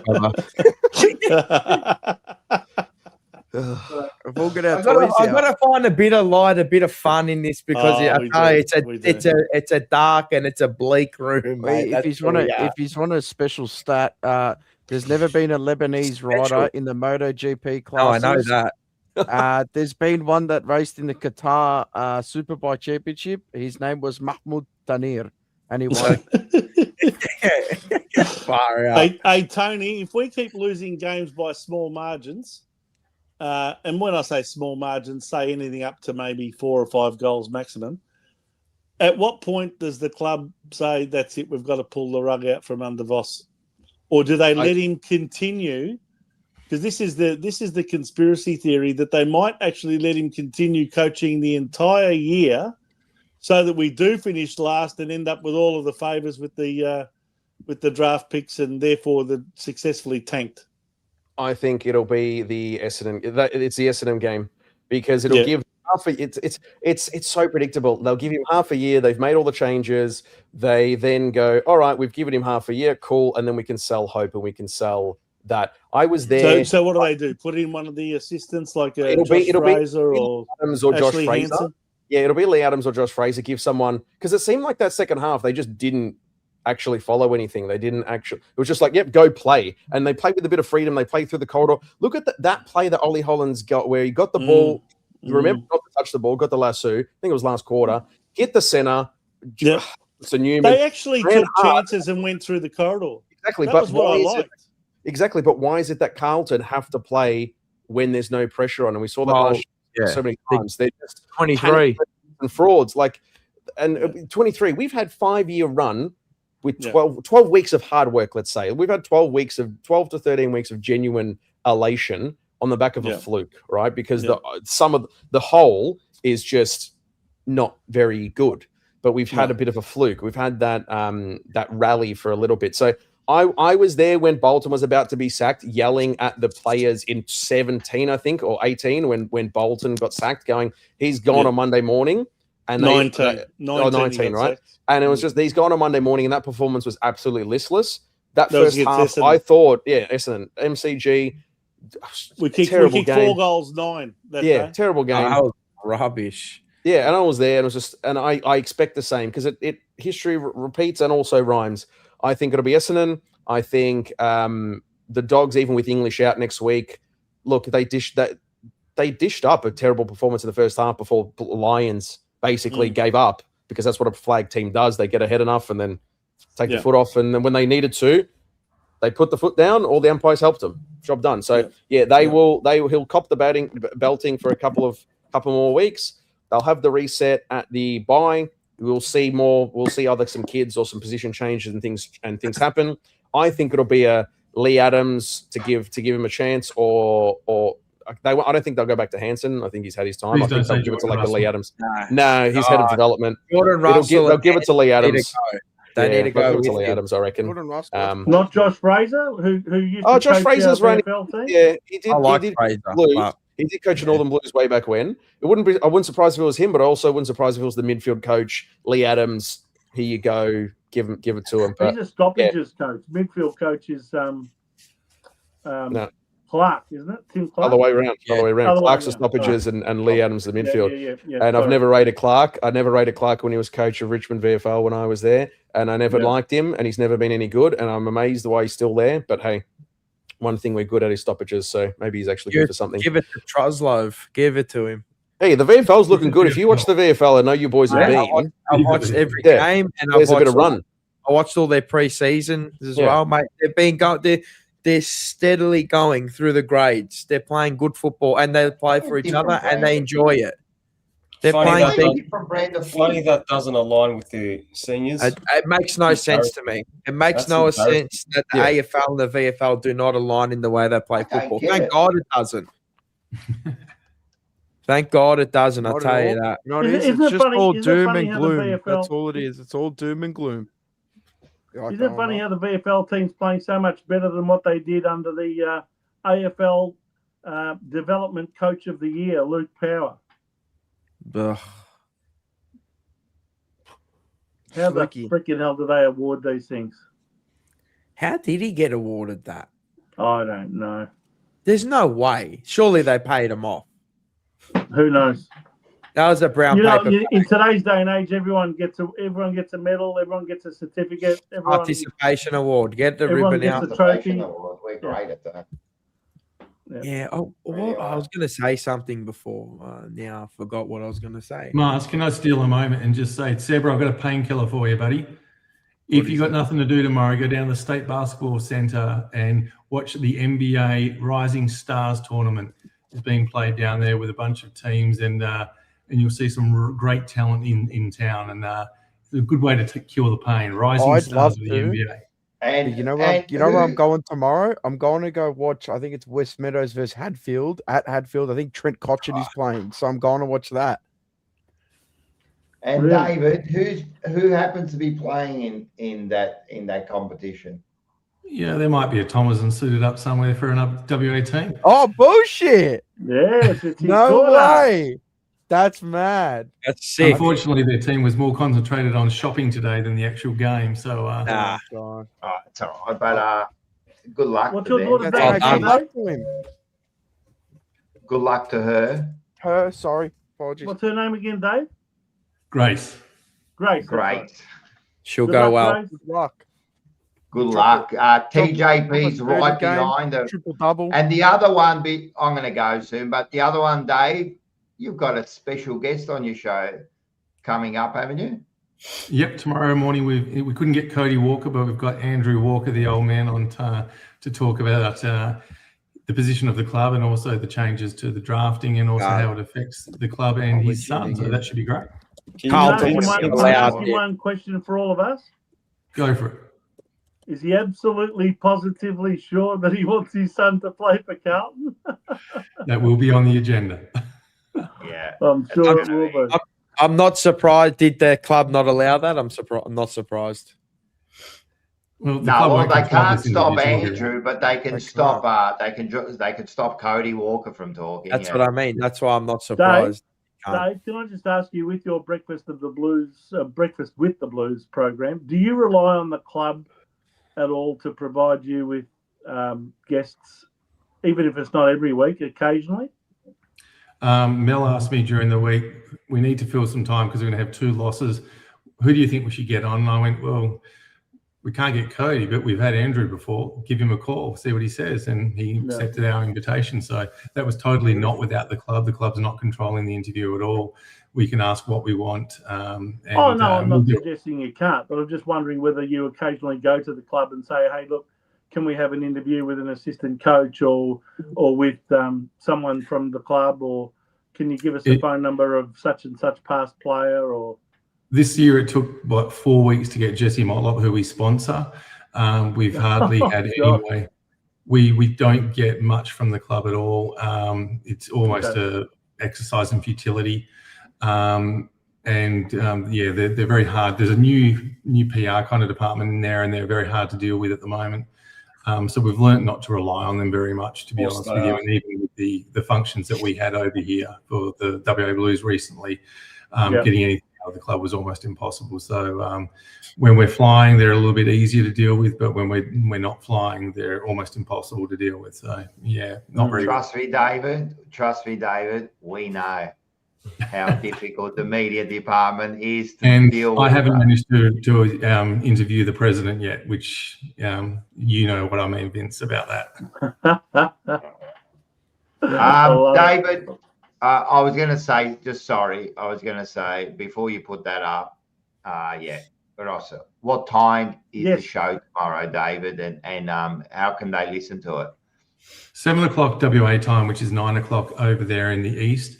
You can get the direct feed off the 91.3 Sport FM website. We're also through all the apps like the Community Radio app, the MyTuner app, and we also always podcast it for you to listen during the week as well through the WA Blues website, our Facebook page, and also our website as well. So you can never go without it. Geez, I'm going to have some pressure on having you guys all listen tomorrow, but we'll see. It's definitely one that we'd want to listen to. To the great Andrew Walker. And as a matter of fact, Dave, your show starts in about 7 hours and 15 minutes time. Don't you want to go and get some sleep? Oh, well, I'll be right. He's got Ritalin on deck. Don't worry about it. Unfortunately, I can't do a David Kano. We don't get that opportunity to lose our stuff. Oh, God. Well, I can tell you it's a good, fun show, and they've also got our very own David Rees-Jones with a regular segment every single week called The Shirt Front, and he always gives his thoughts on last week's game and previews this week's game and all that sort of thing. So he's been a mainstay of your show now for years, hasn't he? When he's not practicing his putting, yeah. When he's not on the golf course, yeah. I just got a quick one. Dynamic Hypnotic. If you go to www.techcollectibles.com.au and I'll take $50 off it. So you just go on there, Michael. I'll do it now. So yeah. If you go, I'll do it now. We'll tag the thing in the chat. The website. Making deals. I like it. I've got a question for all actually. Lockie Cowan. What do we make of him? Who wants to start? I like the kid. To me, he was. I don't think he's that bad. No, but like, what was his position? What was he? They're playing him all around the place. They got him. Wait, following did he play tonight? They got him following Naz around last week. The poor guy ran his guts out trying to follow him everywhere. He was on Lockie O'Neill for a while, wasn't he? Lockie O'Neill. Lockie O'Neill. I love it. That's his new name now. Lockie Neal is Lockie O'Neill. You know me, I give new names to everyone. That's the Irish. That's the Irish version of his name. All right, here, Lockie O'Neill. Lockie Neal. Wasn't he on him for a while? Yeah, he ran with him a little bit. Yeah, he was running in the midfield a bit. For me, we saw him when he was drafted. He was drafted the same as Ollie Hollands. I think it was 2022. Correct. And he's 190 centimeters, defender, Tassie, tough. But he can't really use the ball that well. He doesn't have the elite speed. He not tall enough to. He just seems to be like this tweener type, right? Yeah. And it's just like, where does he fit? He's not good enough to. He doesn't have good enough skills. He's shown a bit of heart and shown a bit of toughness. Yes, he had a calf, to start the preseason, so again, bit delayed there. But I just don't see what makes where does he fit? Because you've got 2 30-plus-year-olds at the halfback and they're not giving him the ball. Is he good enough to play small shutdown? They've forced him there, but is he good enough? Who knows? I just don't see, what are we, year 4 of development?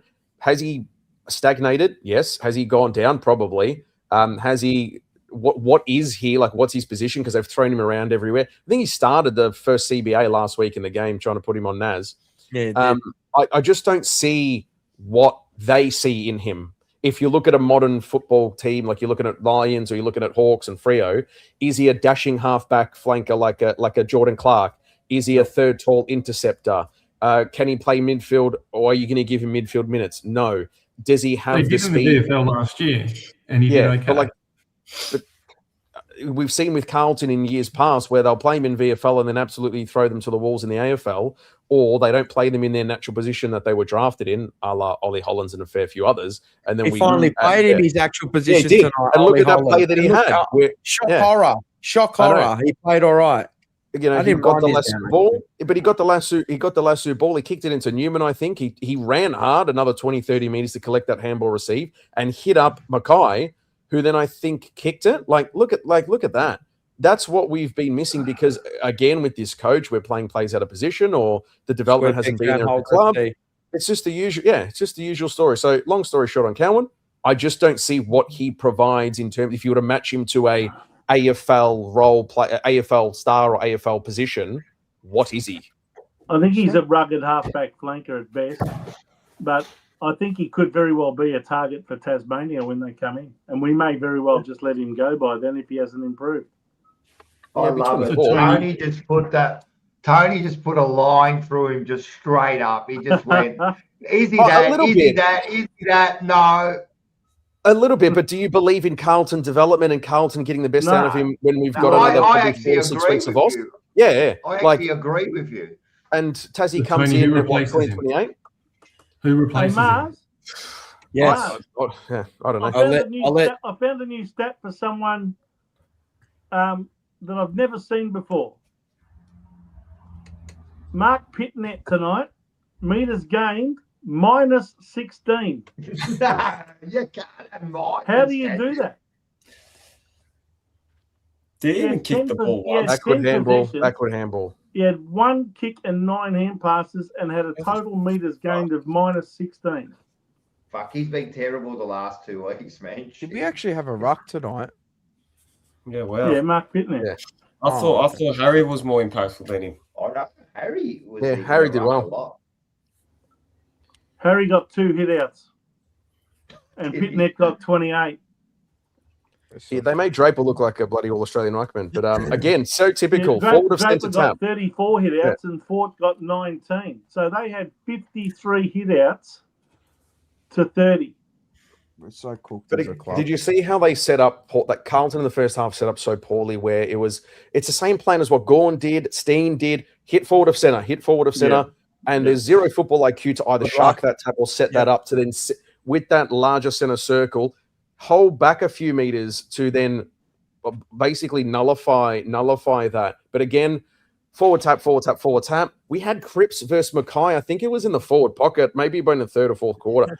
When they argued over the ruck. Like, again, Cripps shows his leadership by example, but again, just moments of just stupidity where he's just trying to do too much. And that's probably a mark against arguing to go into the ruck. They were arguing over who was going to take the. No, you go there. No, I'll go there. Like, they're arguing to go in the ruck. No, Mars, it's more like, no, it's my turn. It's my turn. No, I want to go. It's my turn. That mentality. But think about that logic, the lack of logic there from a captain when you've got you're going up against the premiers and you are arguing over the ruck rather than midfield setups.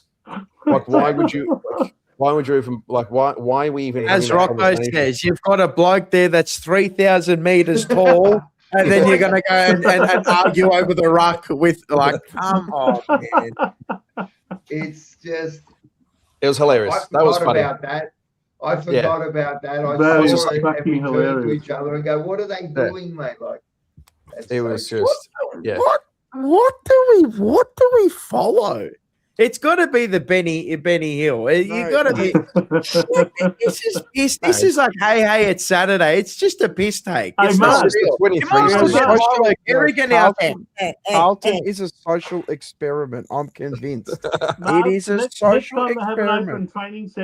Next time they have an open training session, why don't we go there with a big stereo and put the Benny Hill music on? Yeah. We should. I actually would. I genuinely would. I'll do it. I don't care. That'll be fun. I'll get kicked out, but I don't care.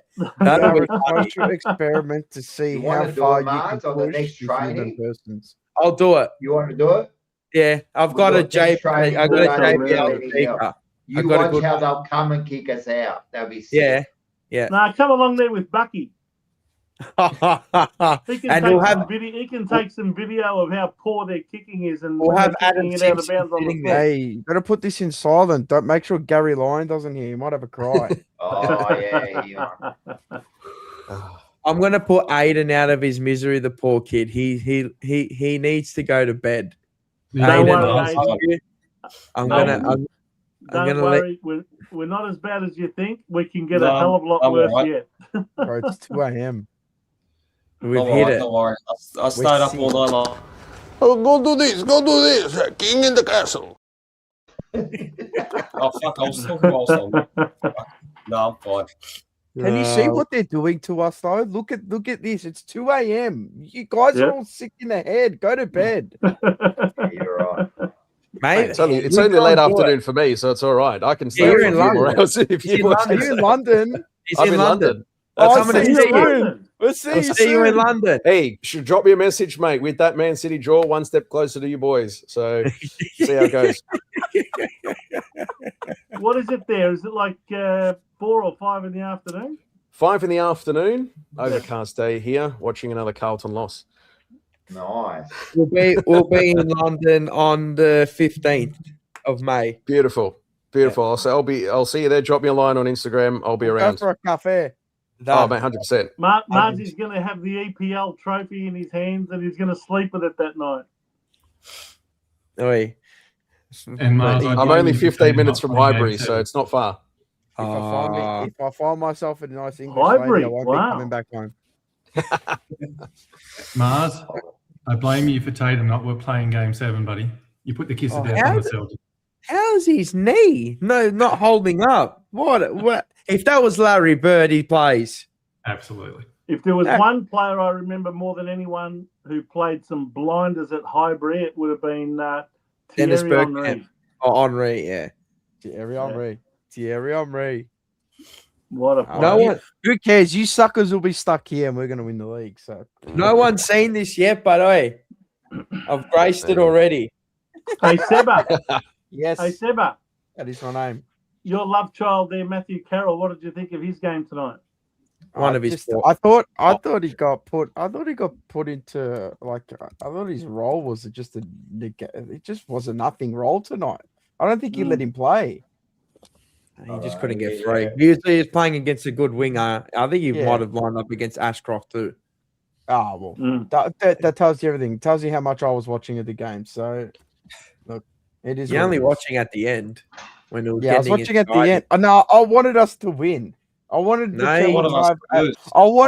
to have an even worse of a day. Worse. Good England. Top England.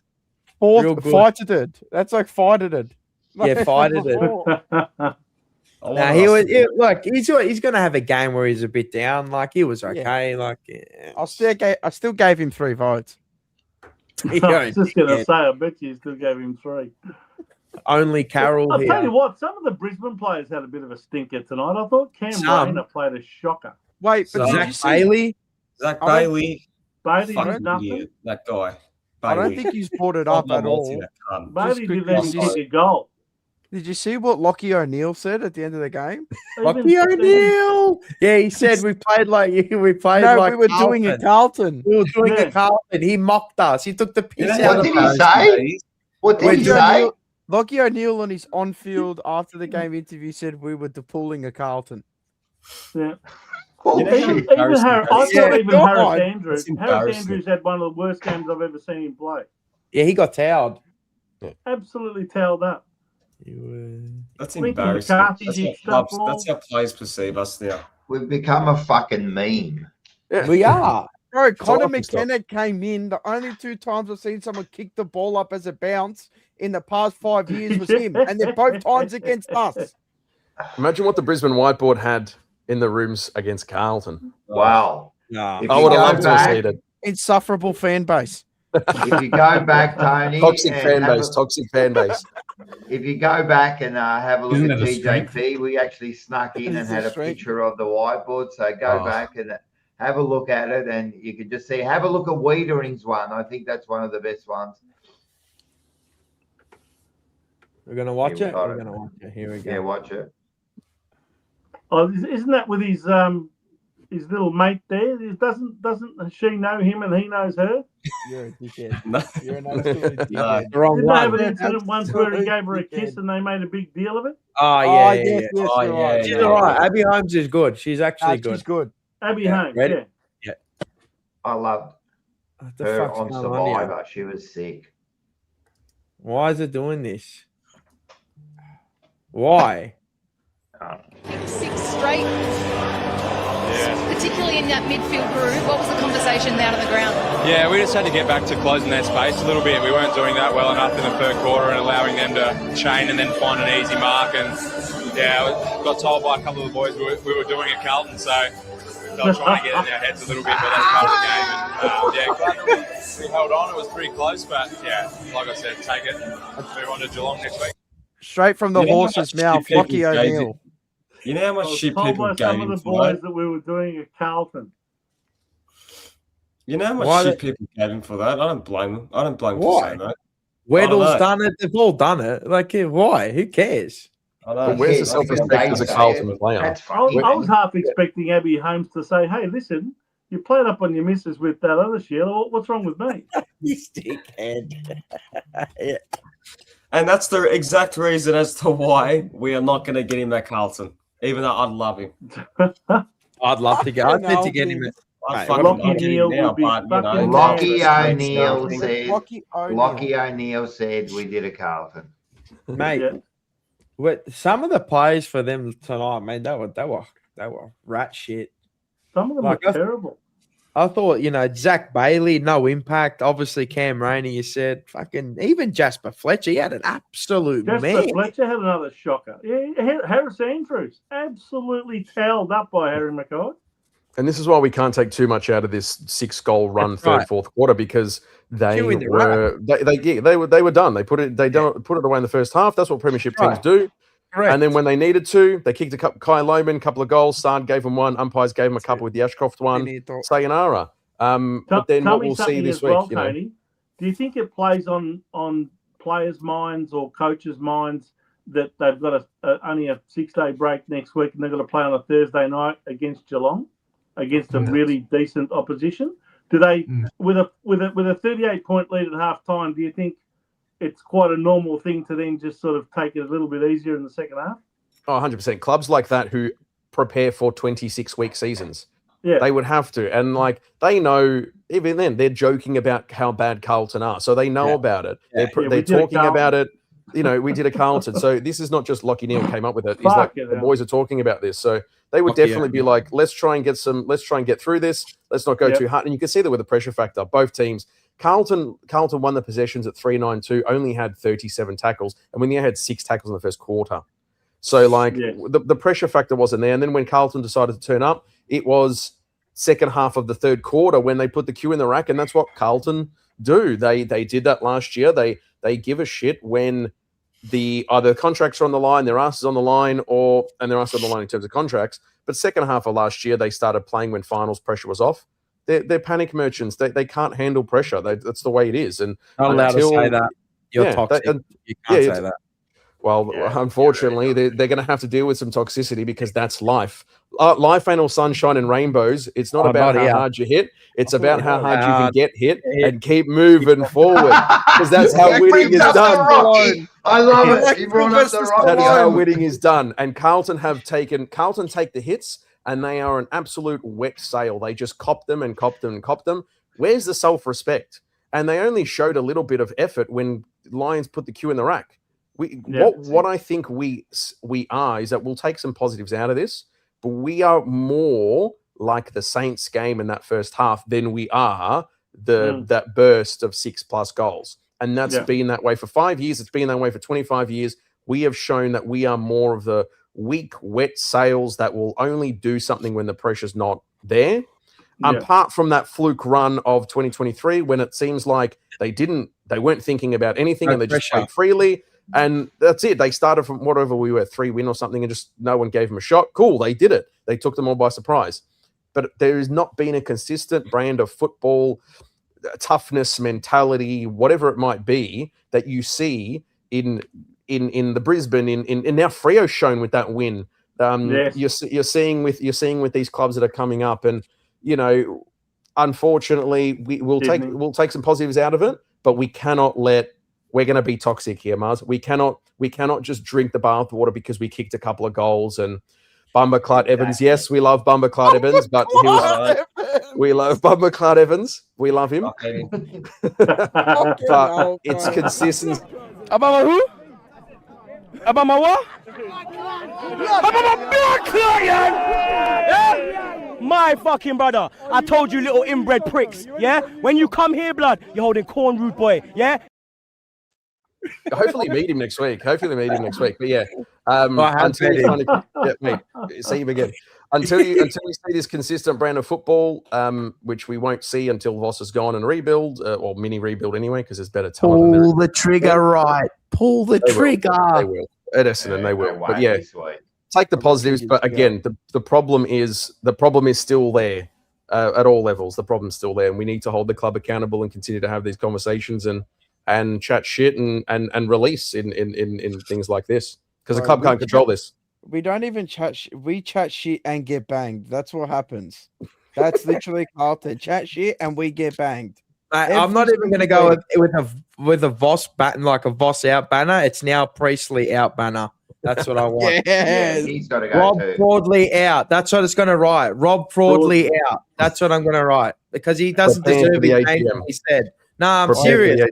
I genuinely, I'm sorry, but I saw some wild comments tonight on social media platforms of trusting in Voss still. I swear on my nonnos' graves, God bless their souls, I saw some of these comments. Good luck with Michael Voss with a chaotic game style that only gets over the line once every 5 games. Not this year, but I'm. You know what that reminds me of, Seba? What's that? A movie you've probably never seen before, but I reckon Rocco's seen it, and I reckon Dave would be half a chance. The Poseidon Adventure. Oh, yeah. There was a whole group of people led by some priest going down the ship, and they were going to continue down the ship even though it was sinking. I'd go down the ship at this point. And just to end it all. No. Well, yeah. Vince, Towering Inferno. That's why that was another classic. That was another. That's why I said tonight's result is probably one of the worst things that could have happened. Us coming back and winning just gives all those, those fans a bit of hope, and it's gonna. You watch all the positive posts that are going to come out from tomorrow. You just can't. It's the worst result. You come back, you don't win it, you lose by 11 points, and. So, Rocco, you would have rather been up by 38 points at half time and then lose by 11, right? Yeah, so I suppose at least it's consistent then. Because it's just the reverse of what happened tonight. It is. It just the only difference is I would have preferred 100-point loss. Bro, tonight. we're a fucking social experiment. How far you got to be a study. How far you can push the supporter until they just lash out and act out and do something fucking wild. I told you, I'm getting a bed sheet and saying Rob Fraudley out. Simple. I'll start the movement myself. We're going to do it like the Arsenal fans did. It started with Wenger because we weren't getting results, and then it went to the board. And we're demanding, and look where we are now. Hey, let's do it. We're here. We're fucking here, mate. It's time to do it, mate. This board needs to be gone. This Fraudley, he should be ashamed of himself. He should be ashamed of himself, mate. 2 text messages we've got from him. 2 text messages. He hasn't fronted them. Yeah, I call them text messages. Look what 2 AI. 2 AI text messages, and I put it through an AI, like a bot. 14% was written on AI, so he's got AI to fucking piece of shit. Look what he finally got after ringing the club and spending $1,500 of membership. You have to opt in for this. If they don't just give it to you, you have to opt in. They sent it to me. They sent it to me. I didn't get it. Not that I care anymore, but like seriously, he's a fraud. He should have fronted the media, and he should have said, "No, we're gonna find out what's wrong, and we're gonna get down to the bottom of this and why this happened, and this will never happen again under my watch." or Nah, at it's too Carlton late now. ever again. No, it's too late now. He's a fraud. Nobody's called him out. Imagine Eddie Maguire was back in the day, or one of these other presidents, or they would be fronting the media. A Jeff Kennett would never have. Yeah, exactly. But is that how sad the club is at the moment, where we're just apathetic? Yeah. We've got a KPMG corporate head who lives in Sydney, and his wife's on the Sydney board. That's how bad we are. That's like there is no football people on there, and the football people they do have are just there to placate us fans. But this is why people need to understand how it works and all the changes that were made, and as Vince knows, like the grey area / dark areas that they've changed, the rules that they changed on literature and all of that. And if the average fan knew how it actually worked, like Vince and a lot of you guys know, they would have a different opinion. But unfortunately, it's just see ball, get ball on the weekend. We're trying, Tony, to get it out there. Keep pushing. Like reading through the website, read through the docs, understand the AGM and how it's all set up. It's a business that supports the Carlton Foundation and the fans like us who are tied by basically blood at this point in history. We're rusted on, but there will come a point where if fans and I know there's definitely 20, 30, 40 year members that haven't re-signed and they've done see you later. But again, the club doesn't really care about those times because they care about fostering new age people that they continue to sell the hopium to. Charlie's Club and all that other marketing crap, which we appreciate in 2026. Some of that needs to be done. But when the focus is taken off football and we've been so bad for so long, that all gets highlighted even further. And us as Carlton fans make the bad worse and we make the good better than better than it seems because of the nature of who we are. But that's where we just need to keep having conversations like this. Keep. You've got your outlet, and the club can't control that. You got to push the agenda. Yeah, You got to push exactly. the agenda. They'll never control this tongue here at the TJB. I promise you, they'll never control this tongue ever. Keep it going as a platform for the fans. That's it. Tony, I haven't seen a better time since 2002 for a credible alternative to put up its hand and flat out challenge this board face to face, person to person, like a showdown, and make it public. True, and try and overthrow it. And make us vote. It's the only chance this club has got from being freed from the tyrannical dictatorship that it has become now under this board. Yeah, and this is where people understanding the nominations committee, understanding how all that works, and the hoops you have to jump through. I know someone personally, a personal friend of mine, who actually put up his hand to get on the board purely to see what this so-called independent nominations committee was all about and to see how it operated. He was interviewed and was belittled by those blokes. John Davies, corporate heads, Andrew Mansour. They belittled it. What makes you think that you've got any chance of beating, Luke Sayers on the board? What makes you think you've got any chance of getting the votes required to beat? That's the sort of questions that they ask, rather than actually ascertaining what he's good at, what he's not good at, why he would be an asset to the board or anything like that. No. Yeah. They are there as gatekeepers to try and talk people out of nominating. Even one of my own, I said it before, he was a lawyer who was a Carltonian. They successfully convinced him to withdraw his nomination. And he was a lawyer. Right? That's corporate Australia for you. But this is where, what is the matrix? I don't know, we're getting late into the night, the so matrix about to fall changes asleep. Depending on exactly. the I ain't falling asleep. I ain't leaving. That's what is the matrix? What are they looking at in terms of other than KPMG Big Four? KPMG Big Four, how much money have you got and who are your friends? And you know one other thing, Tony? Those same two blokes have been the only two people on that committee since it was formed in 2014. So they never have their positions reviewed. They never have their any KPIs or any. I mean, literally, they are just on there infinitum at the will of the board. Because the only position that's changed on that committee is the president when the president changes. Yeah. I mean, And they'll just jump to the Carlton Foundation when it's all over. They've got the gall and the audacity to call it an independent nominations committee when you've got the president as the chairman of the committee. And those other two blokes are appointed by the board. You know what our board's like? Our board's like Real Madrid's, like Florentino Perez. He's just a parasite. You can't get him out of there. It's a joke. It's a joke. Before you go, Dynamic Hypnotic $2, Deep Throat. Vince had that one to real. Okay, I think he might be on some reefer. Dynamic Hypnotic as well, $2. Had that one on real to real. For fuck's sake, lol. I'm just maxing.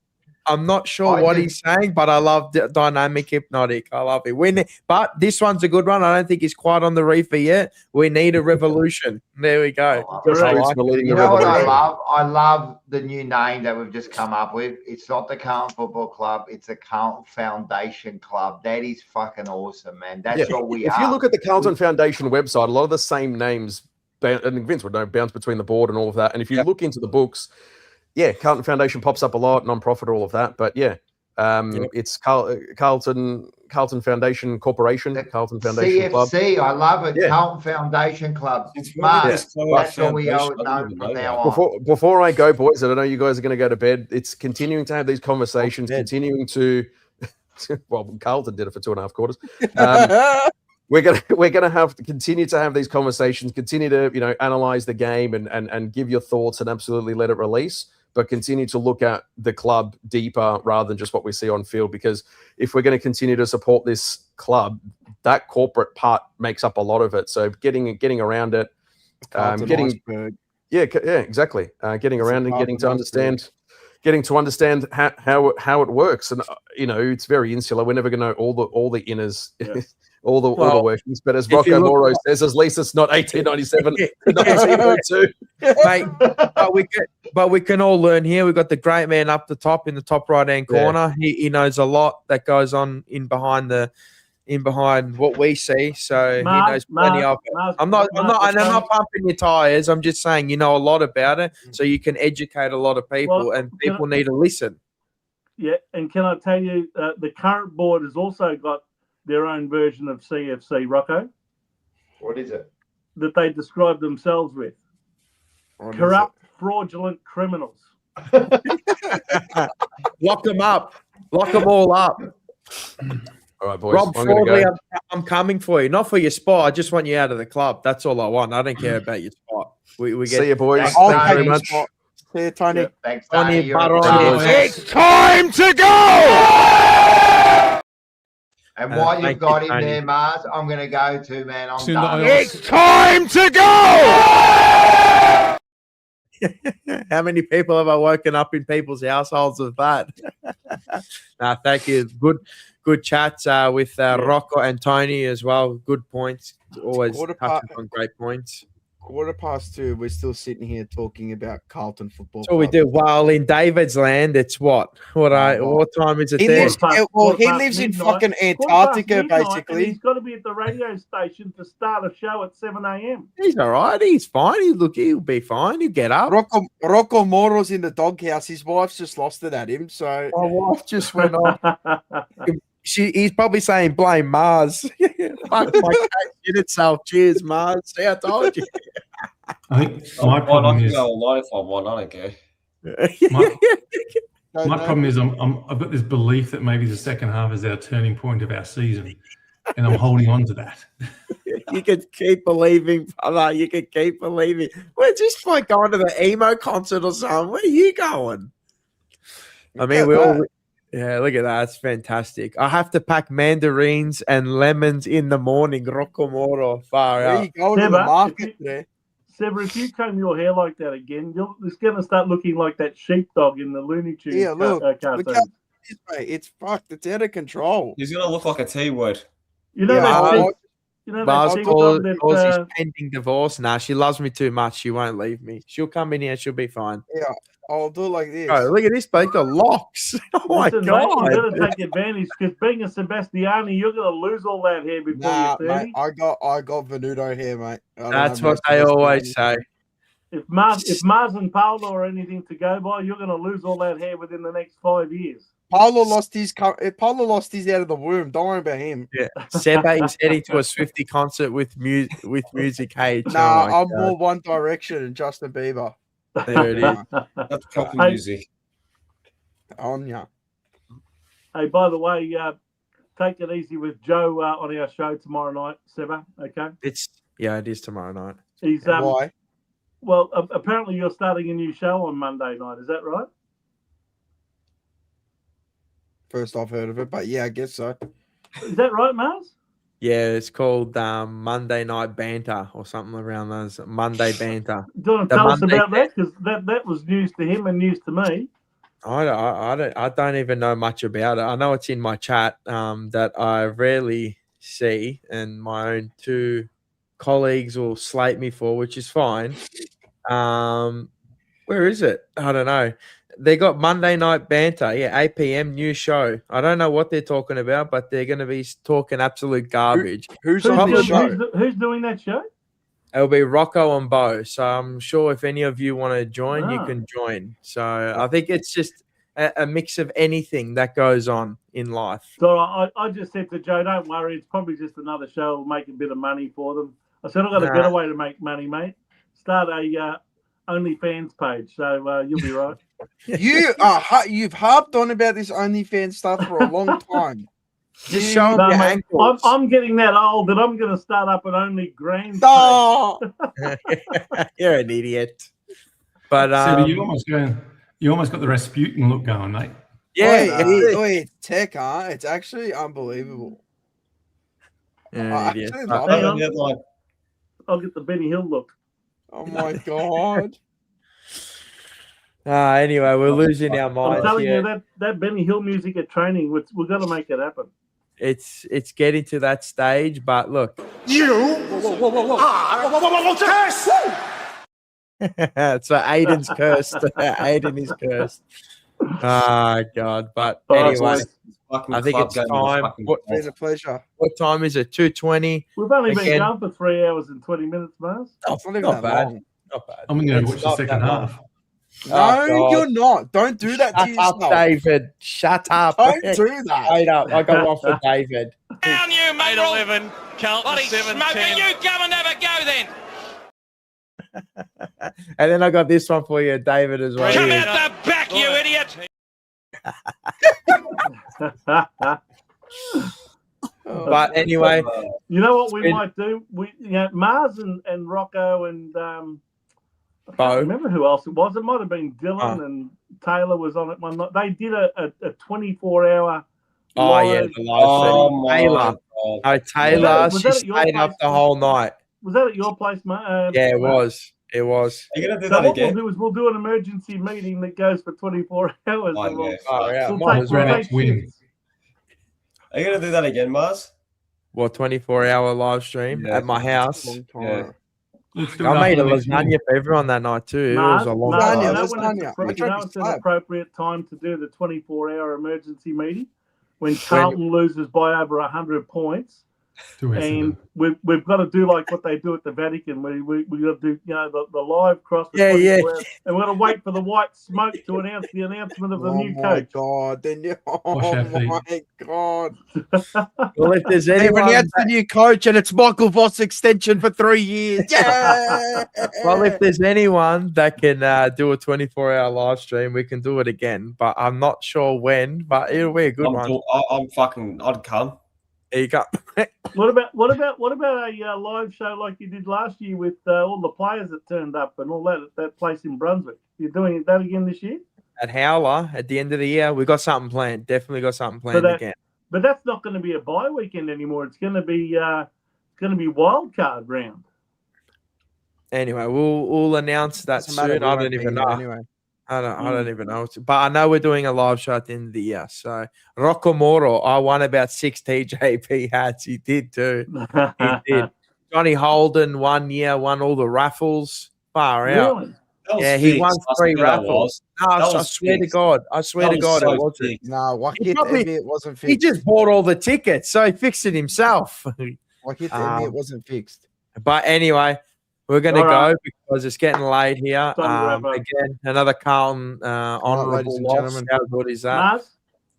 Mars, I'm proudly brought to you by umpire Nick Foot tonight. Nick Foot, that fucking dickhead.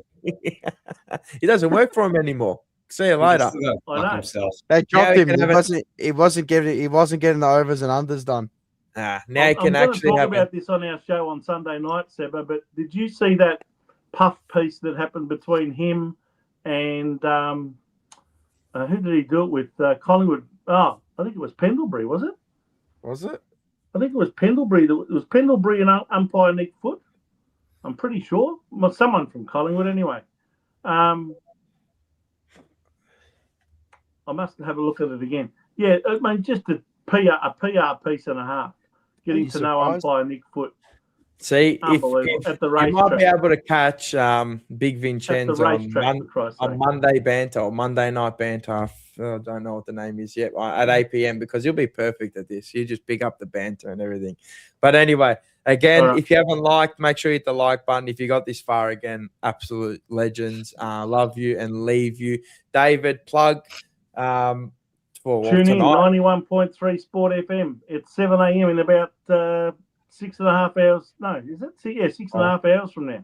5 for us. Vince is Paul Heyman for David. Oh, 7 over. Yeah, true. He is Paul Heyman for David. He is. Highest rating radio station in the world for the Carlton There it Football is. Club. That's it. But David goes again, bang. Aiden, thank you. Mick Matakuchi. Who else was there? Zach. There was also Rob, and I'm missing one. Am I missing one? There was Tony. Tony that I've already. Anyway, whoever came on, thank you again. It's been another. And good everyone from the Carlton Football Club who's trying to censor this show. one. No one sees. You can't censor us. Well, You at can't. least they're listening in anyway. Anyway, but Rob Fraudley, I'm not coming for your position. I just want you out of the club. So anyway, we'll love you and leave you and go Blues. Go Blues. Down. For him and himself and everybody around, 'cause he ain't got nobody to